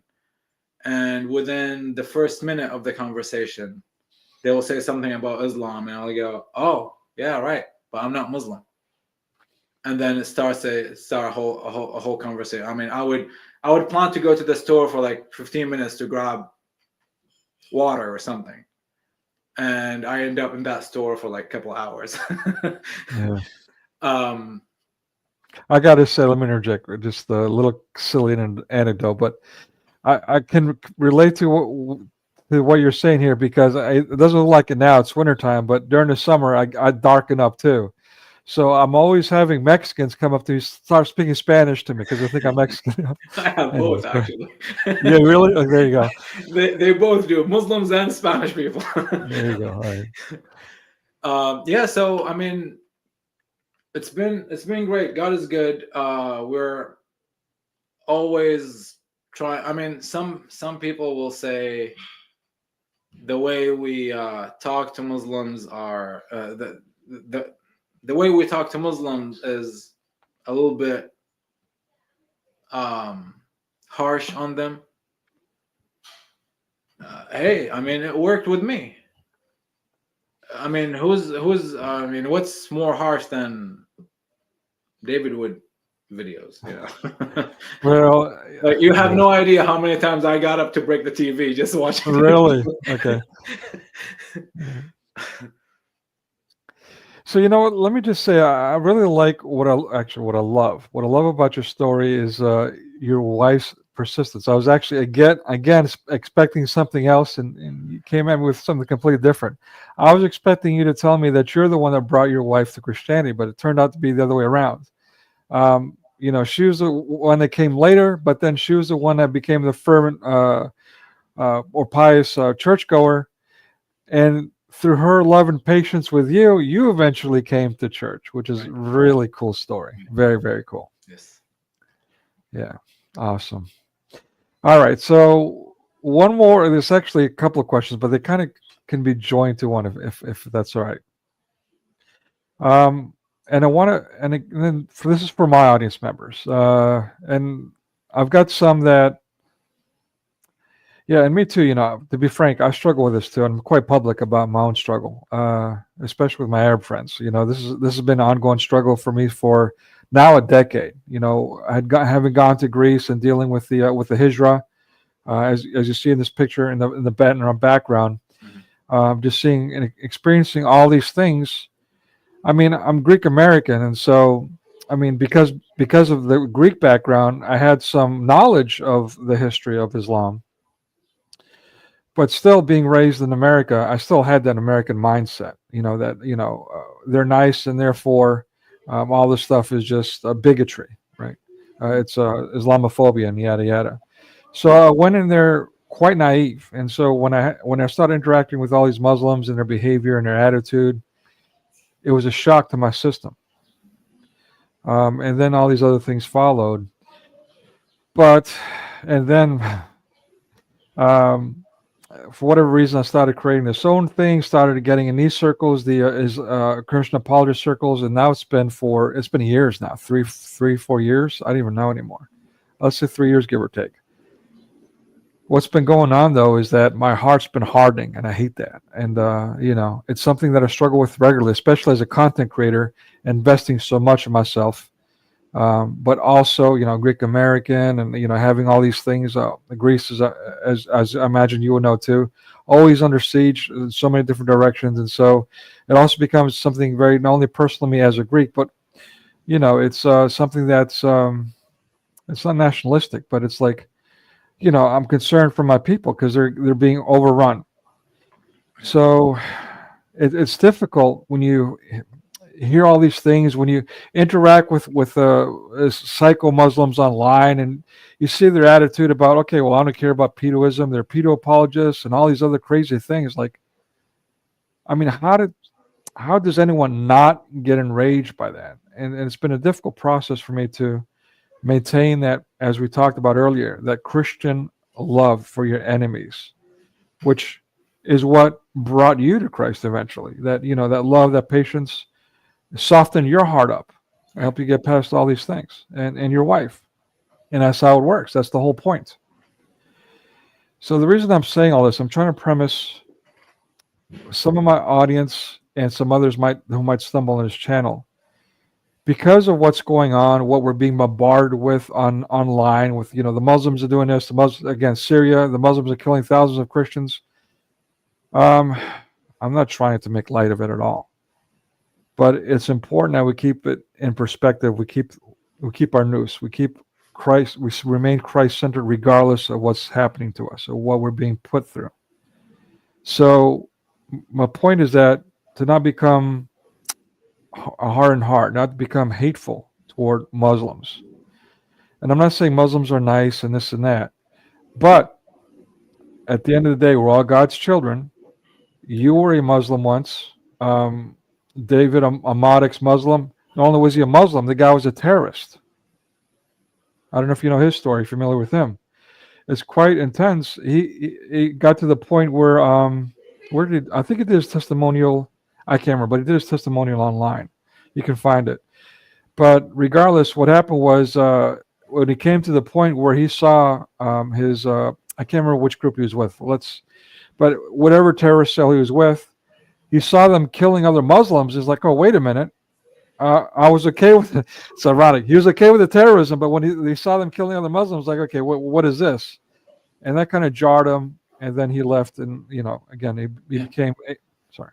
That's exactly what I said earlier. When it comes personal, when you have a text that say you can do this and this and this and this, you do it against someone who's not Muslim, okay, and they agree with it, as if those people are not humans, right? Yeah. But then when you do it, it becomes personal. When you do it with other Muslims, you start thinking, like with this guy, with this person, they started thinking, how is it that we're doing it we're killing other Muslims?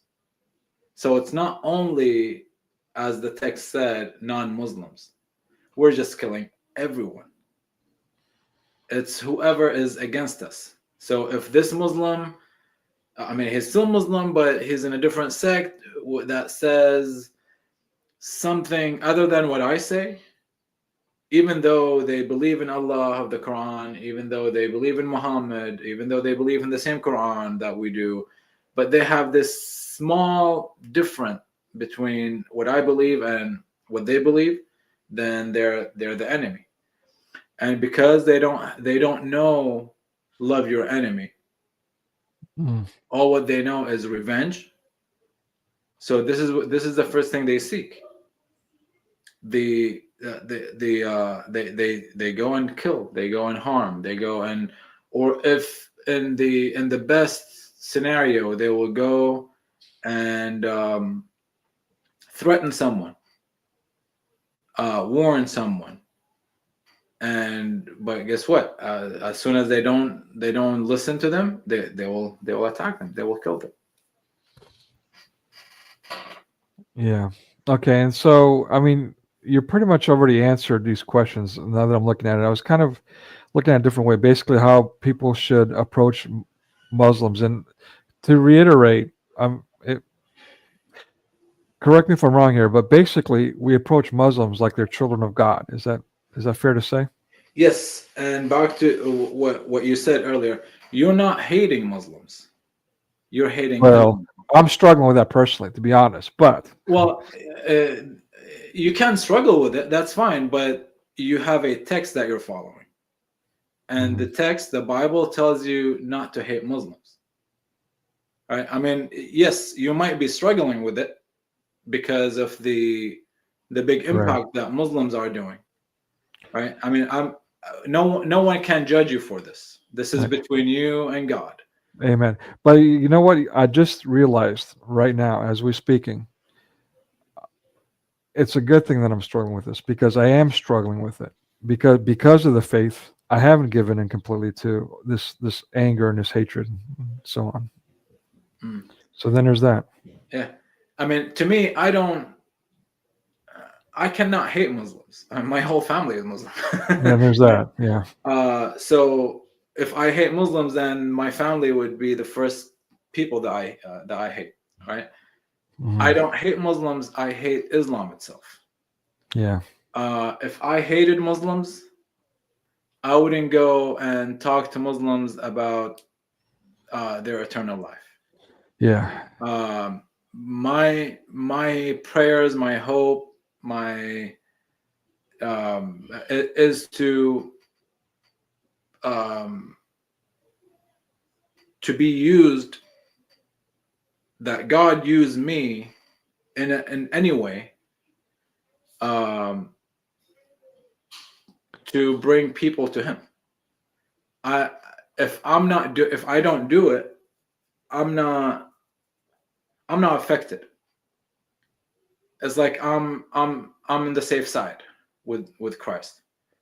So we won already. This is like we're in the winning team.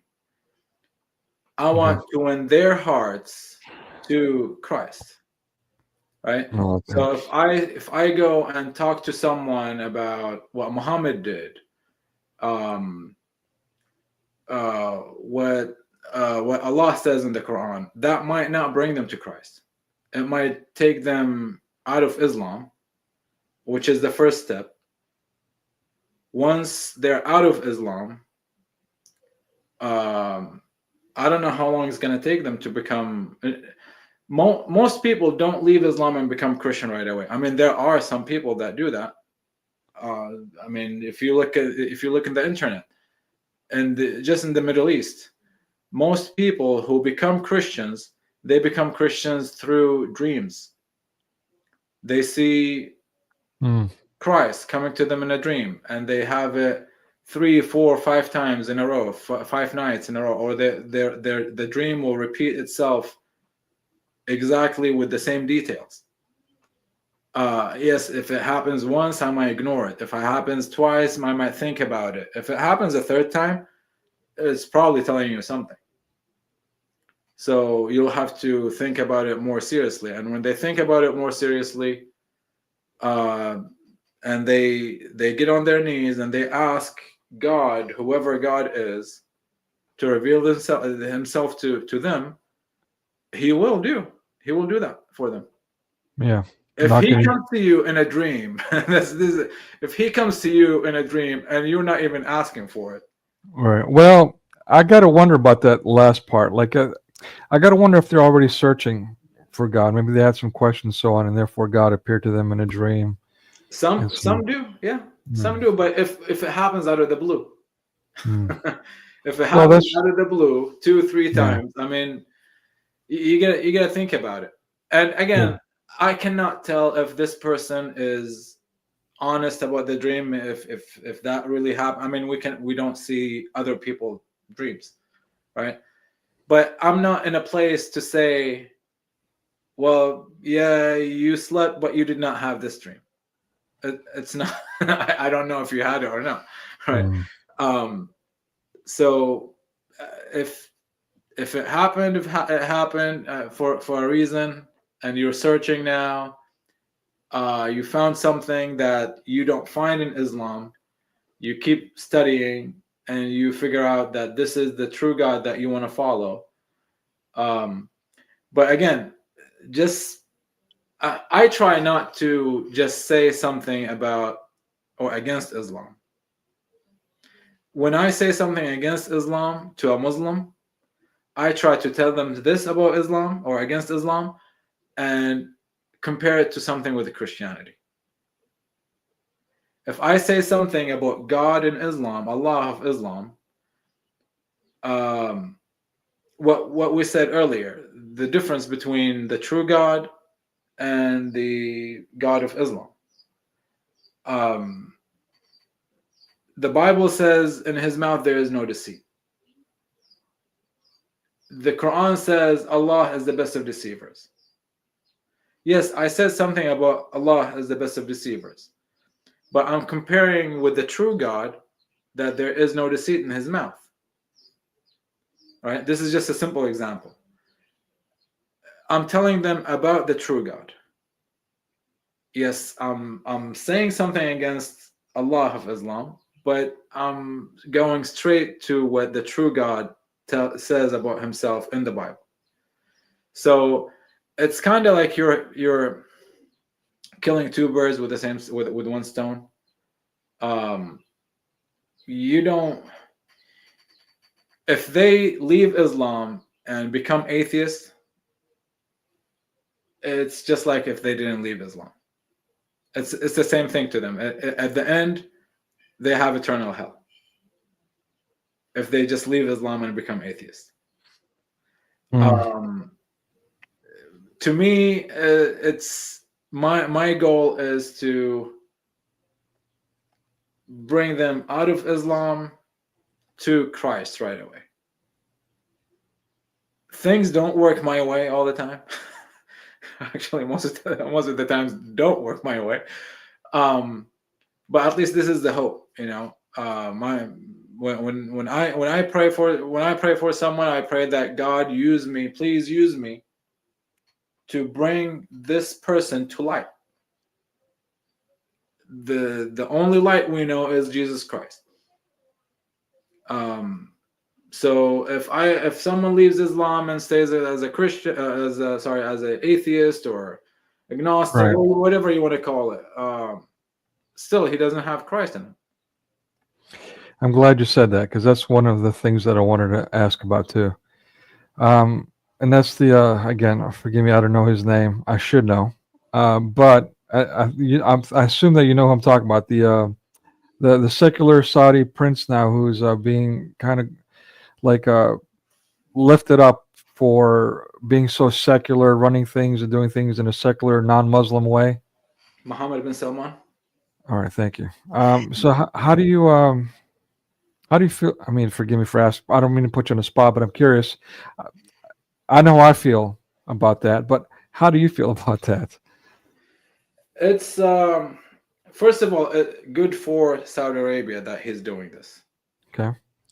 Sadly, what I really believe, what I truly believe, that he's doing this not because he's good, not because he's better than the one before him or the ones before him. I truly believe that he's doing this to hide or to keep people from turning away from things that he's doing.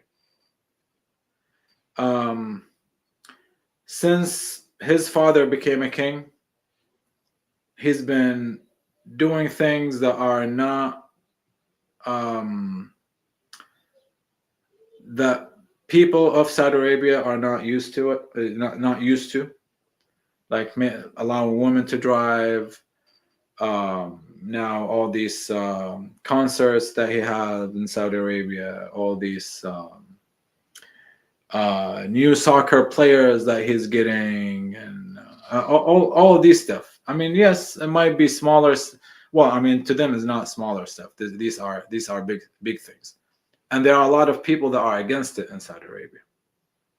And by the way, he's the one who canceled the religious police in Saudi Arabia. The religious police that we were talking about earlier, that come to stores and beat people for not praying. Okay. They cannot go around and do the same thing anymore because he canceled that department. Nice. So it doesn't exist anymore in Saudi Arabia. Wow. Right, but sadly, he's hiding something bigger than what people are thinking about. He is planning ahead for Saudi Arabia because Saudi Arabia has only one income, which is oil money. Now, people can say Hajj money makes another income. Yeah, but it's not like the oil, not like the oil money.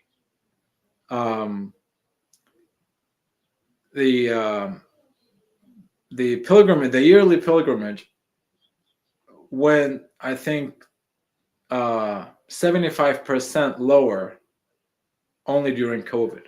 So COVID made people not go do their pilgrimage anymore. So Saudi Arabia lost 75% of that income that they get for the past, or since 2019 COVID hit. Okay. Yeah. So yes, now things are getting normal again, but that hit, that COVID, when it happened that year, they had a number. How was it? The year before COVID, they had 6 million people doing the pilgrimage. Okay. The year of COVID, they only had 2 million. Well, it's interesting that they still had 2 million, by the way. Yes, it's very interesting. So 2 million, that's with the people that came in illegally. Okay. Yeah. So, but yes, 2 million is big. And when they added the people who came in illegally, so the 2 million is more than 75%, right?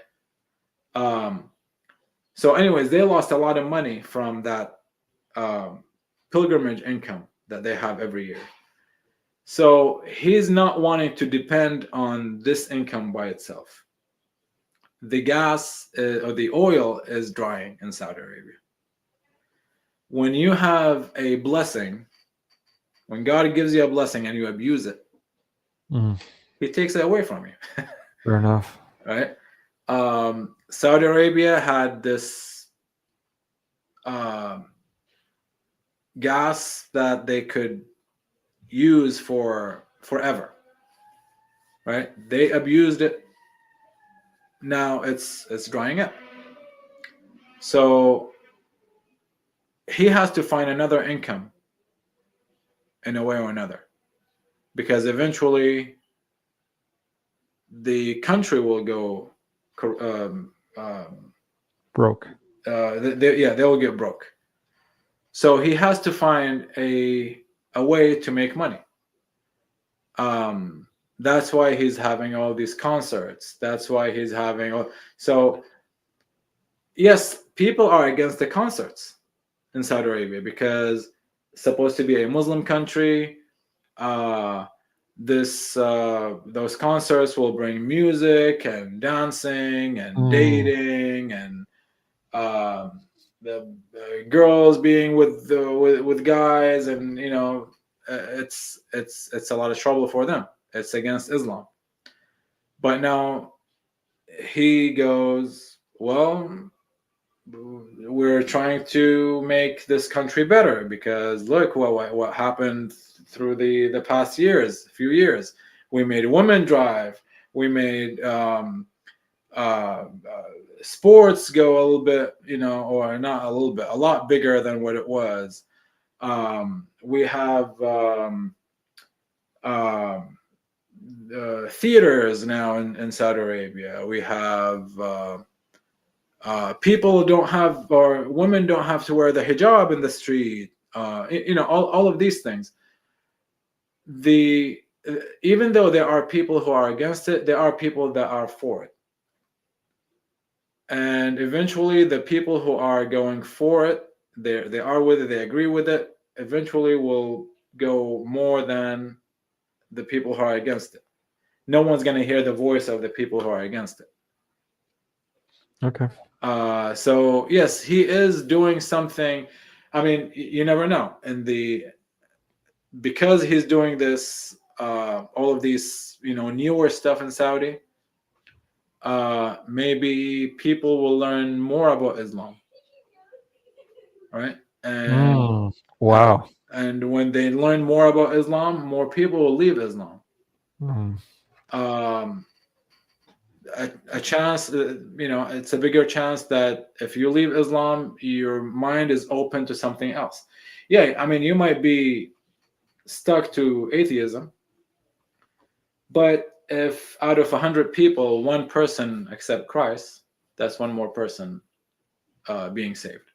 And no, it's not the same concept. 1.8 billion, and we are the 1.8 billion nation. No, it's not about numbers. It's about someone being saved. Because I know someone will be watching this video and say, "Oh, I thought Christians don't think about numbers. They don't mention numbers." We don't mention numbers. But again, this is what God desires. He desires all men, all people to be saved. So if one more person got saved, yes, that's going closer to what the true God is desiring. Yeah, man. All right. Okay, so let me, if I may, I know I keep saying one more thing, or like Columbo, just one more thing. Yeah. All right, but yeah, one more thing.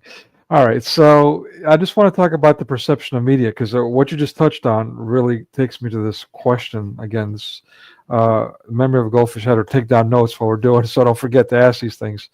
But yeah, so basically,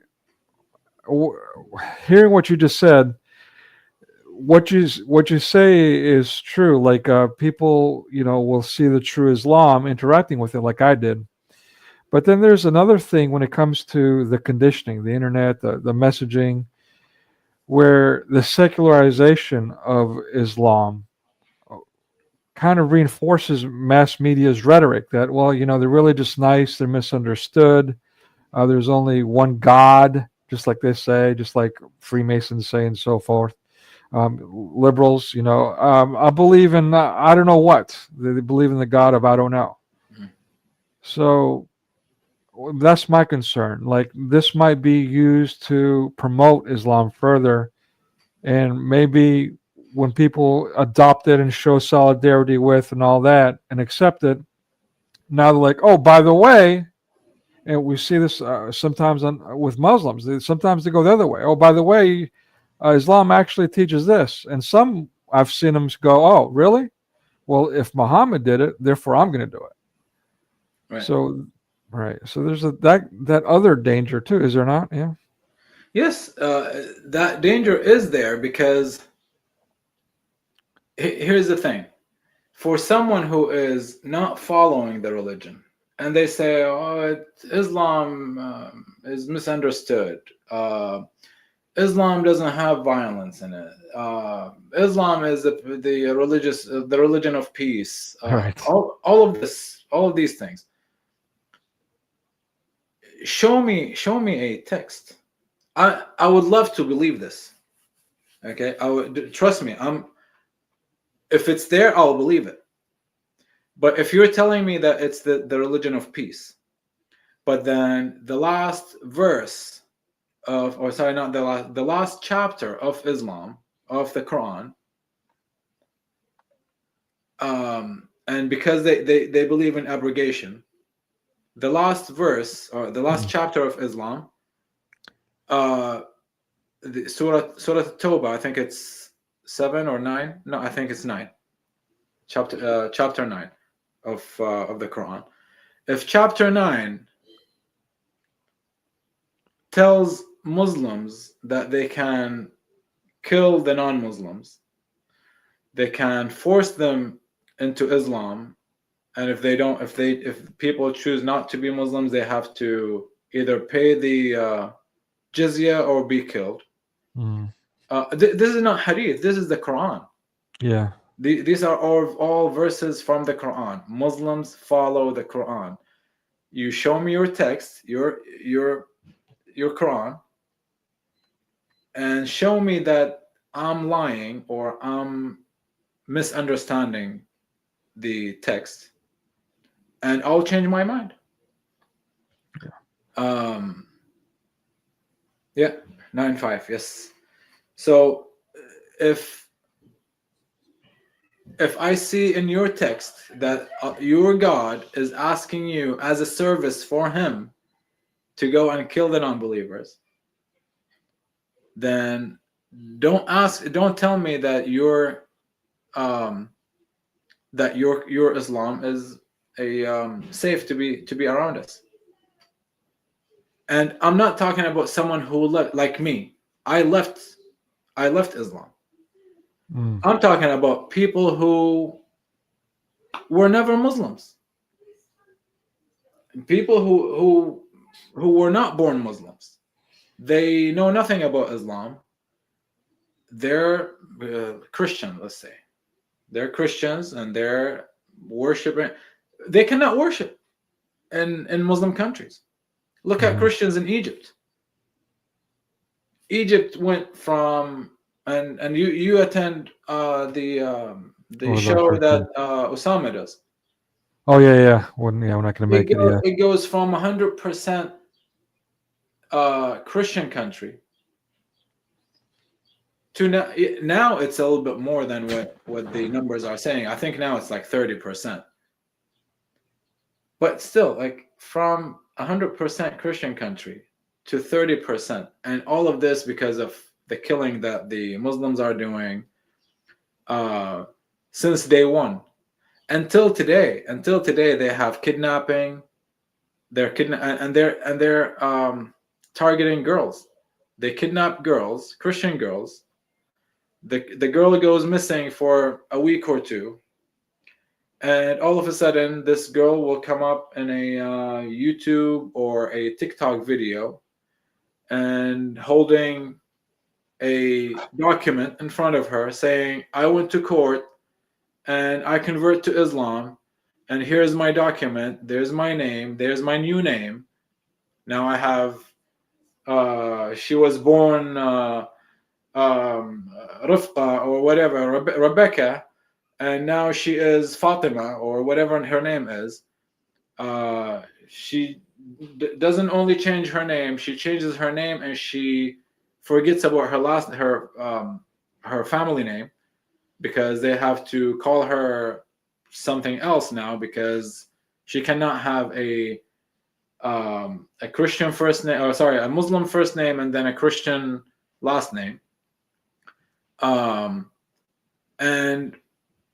poor family, they report the daughter being kidnapped or missing, at least not kidnapped, missing. Police doesn't do anything about it. She comes out in a video after 2 weeks saying that it's my choice. I became Muslim by choice. No one forced me into it. But you see it in the video. You don't even have to speak the language. You Right. see the girl looking at the camera and then looking at the person holding the camera, and she's scared to death. I mean, don't you think that you should tell people how did Allah open your heart for Islam and guided you to the right path? Well, If it's by choice, right? If it's by choice, I mean, I could come to your stream now and tell you what Jesus did, what God did in my life.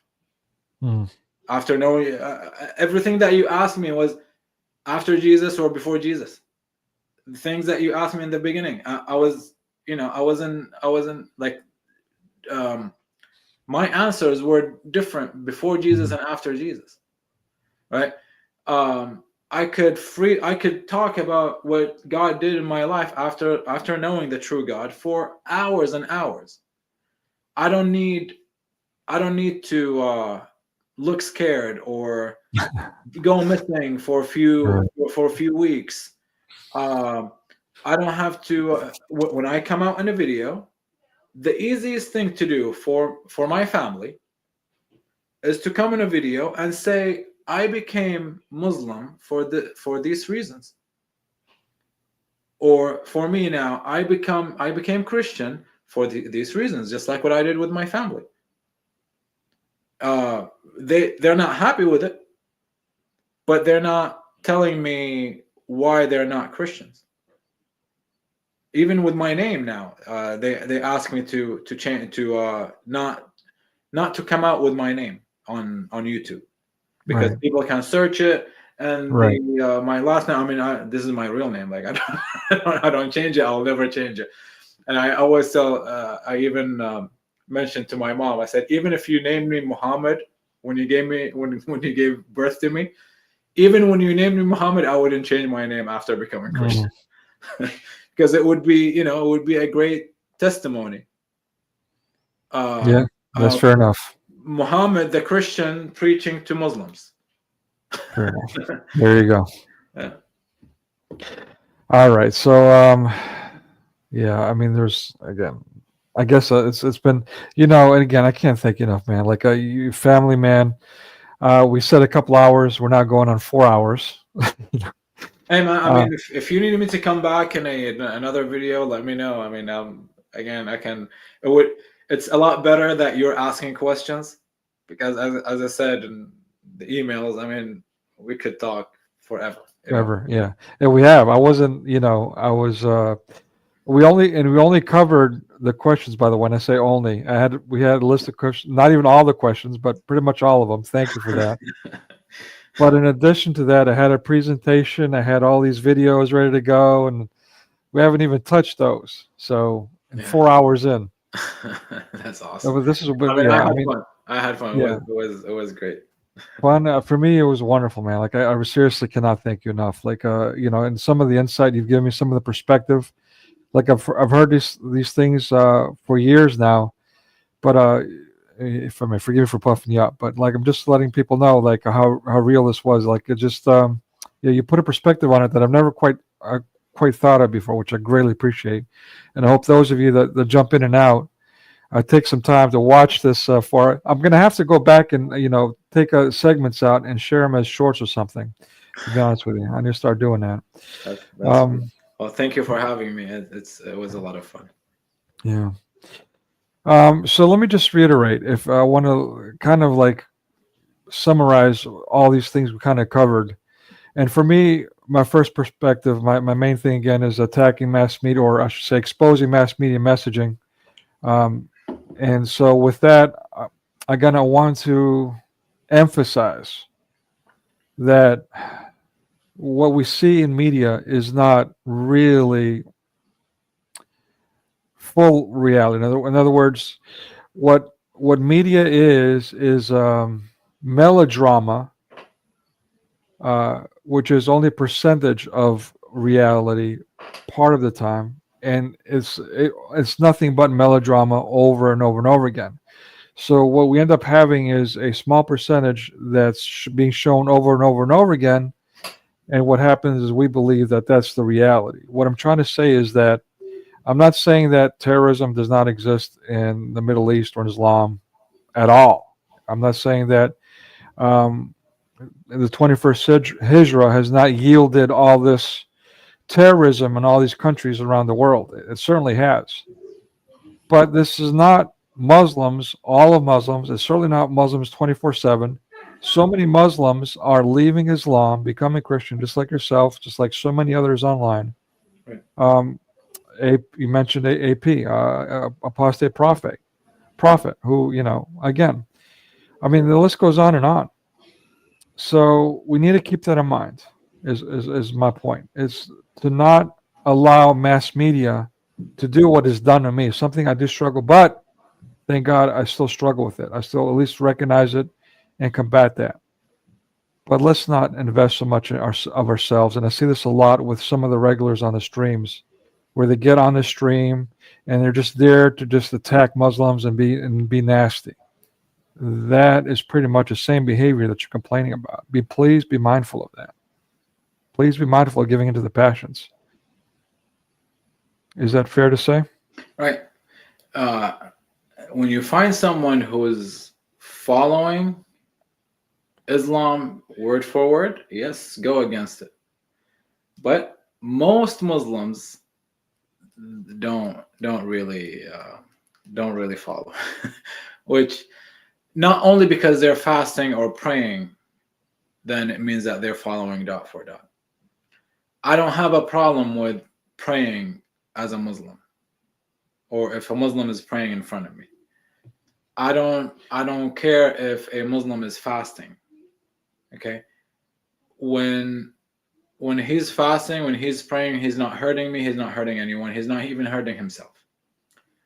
I'm more concerned about hurting others, especially children.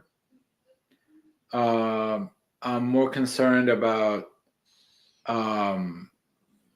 someone losing his or her life because of Islam.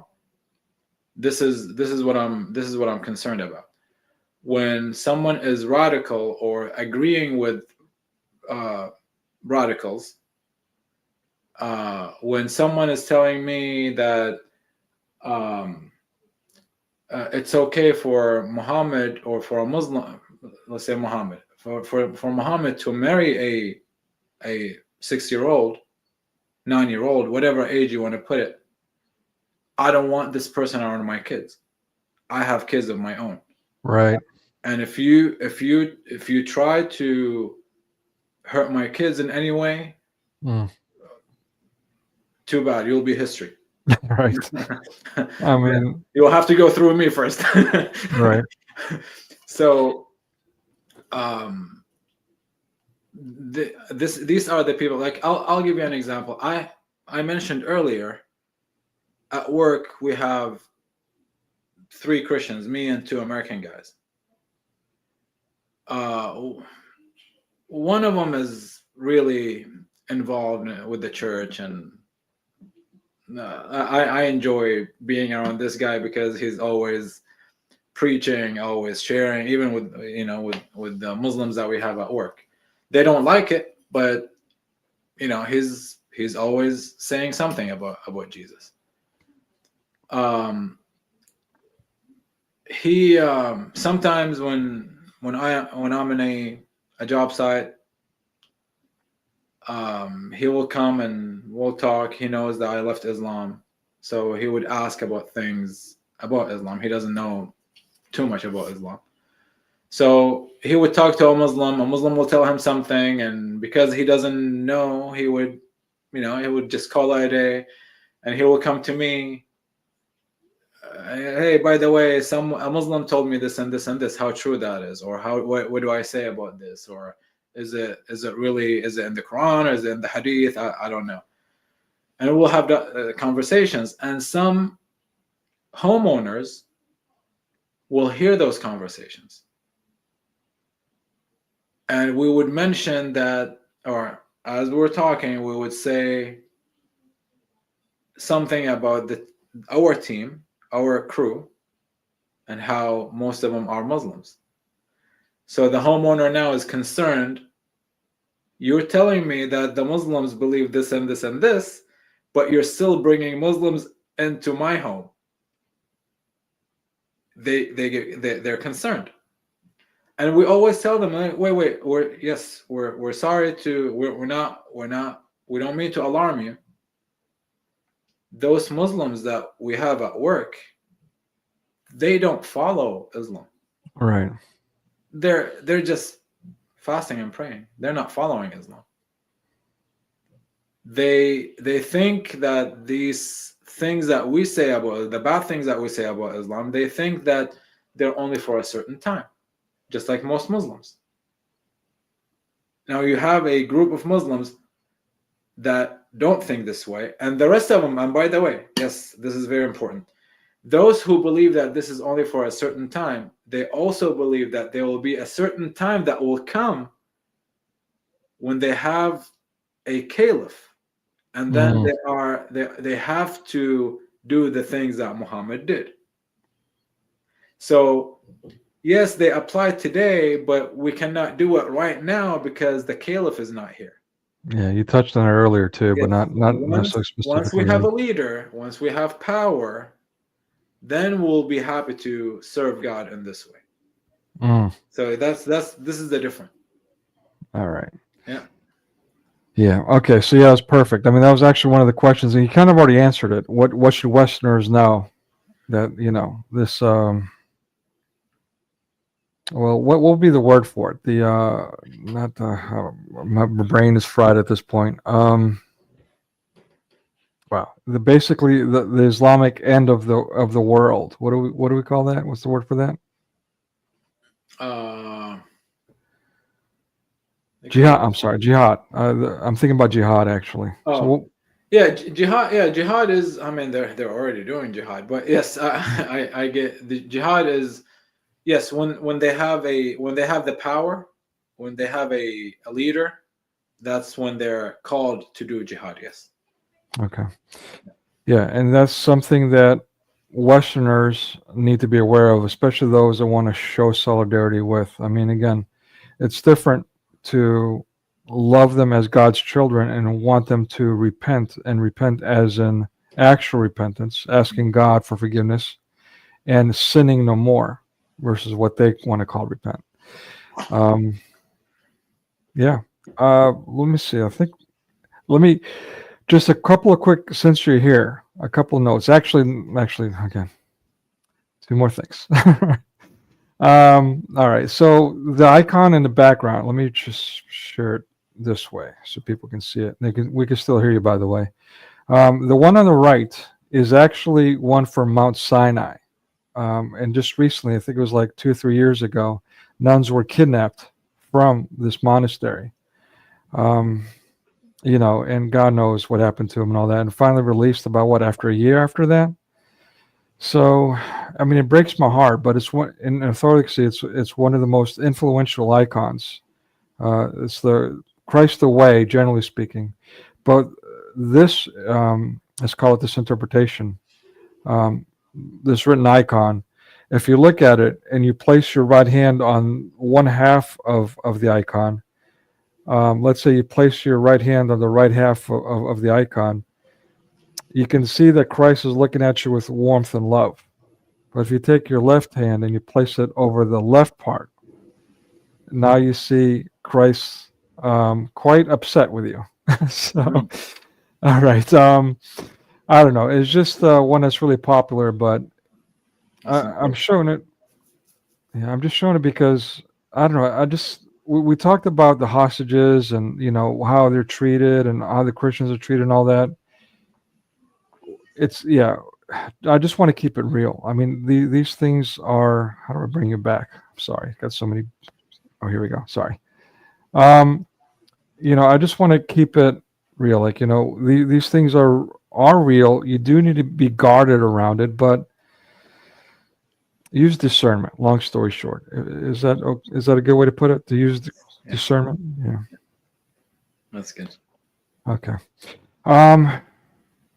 What else? Oh, yeah. So one more thing I want to show. I wanted to show this today, but I'm just going to zip right through it.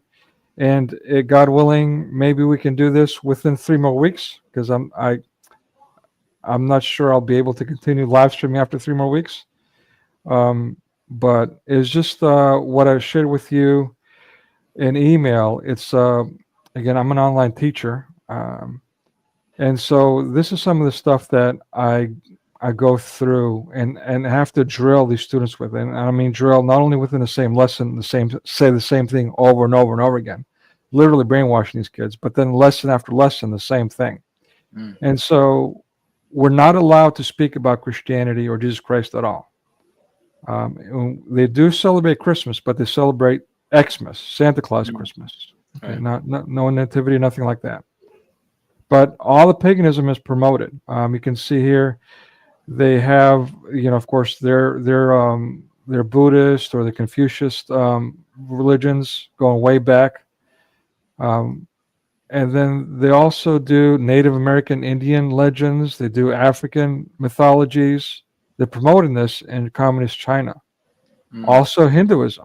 They see India as their enemy, yet they're promoting their pagan religion, Hinduism. And again, with Islam, they arrest Muslims, yet they promote Islam and paint Muslims as a peaceful people, misunderstood, all these glamorous things.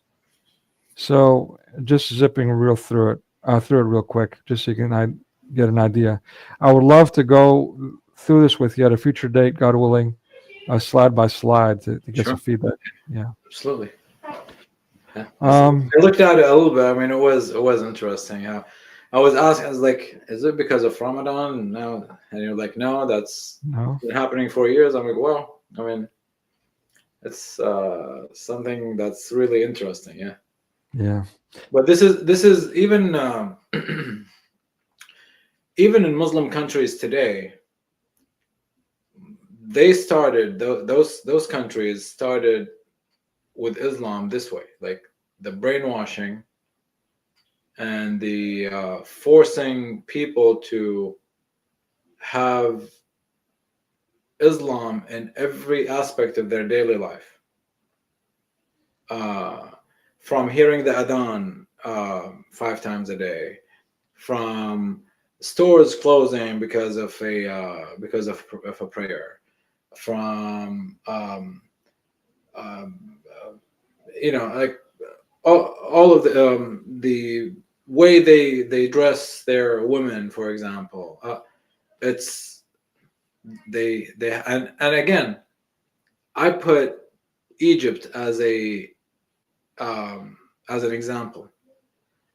If you read about the things that the second caliph of Islam did to people in Egypt, the Christians in Egypt, just to show that they are still Christians, he was insulting them in a way that their children will see how the parents are insulted, and the children become Muslims because they don't want to be insulted like their parents. Terrorism, terrorizing them into the religion. Wow. Like walking, even the hadith says, if you're walking in an alley and there's a Christian walking, you gotta push them to the gutter, to the side. You take the lead of, or you take you take the road for yourself because you're Muslim. Let them feel humiliated by being pushed to the side, and that's where they have their gutters in the sides. That's how the feces, that. That's how streets were built at the time. Christians were forced to wear heavy crosses on their necks, to make them, to make them, because they're having something heavy on them, then they're like bowing down to the Muslims. They're insulted this way. When they're riding their animals. Like if they're riding a donkey, for example, they have to face the other side of the donkey, so their backs is to the head of the donkey. That's a way of an insult. Now the children see this. He sees dad at work, at home, and he respects his father at home. But then when he goes out, he sees that his dad is humiliated this way in the street in front of people. He grows up not wanting to be like his dad, insulted. So what's the option? Become a Muslim. No one's gonna talk to you. Now you can't treat other Christians this way after you grow up. Yeah. Yeah. I mean, again, I know this is not what China is doing. I'm not saying China is doing this. Well, I'll say for you, yes, they are. Actually, They might be, but I mean, what I'm saying trust me. is that this is one way that Islam used these tricks and ways of living and humiliation of people, Right. because they wanted to bring everyone to Islam by force or by any means, basically. Now, my experiences has been the things that I'm learning in Islam, I'm also witnessing with those that I work with, and so, like for example, the Far Four thing that came out, AP and D Wood, I think they were the ones that at least made it well known. The little conditioning, the grassroots movement TV show that was telling little children to go out and do all these horrible things. I'm watching little Chinese children, little cute kids that love me and all that are just doing the same things. I'm taking off on a tangent here, but just so you'll know, and the audience knows, long story short, you have two options, and that's the bottom line. There's no gray area. When it comes to Christ, that's the only real dichotomy that you need to be concerned with. You're either with Christ or you're without. And when you're without Christ, it manifests in all the same ways, all these demonic ways. Right. Amen. Okay, I'm going to let you go. You said a lot, but is there something else you want to kind of say, or some words of wisdom you want to close out with? Just very happy to be here. Thank you for having me. And one thing for Christians is to learn those arguments of Muslims. It's not difficult. It's a script. So my recommendation is to read, first of all, to read the Bible, know your Bible, know the arguments of the Muslims, know where they are in the Bible, because usually if they say something about the Bible, the answer is in that same passage. You don't have to go too far from it. It's either the verse before it or the verse after it.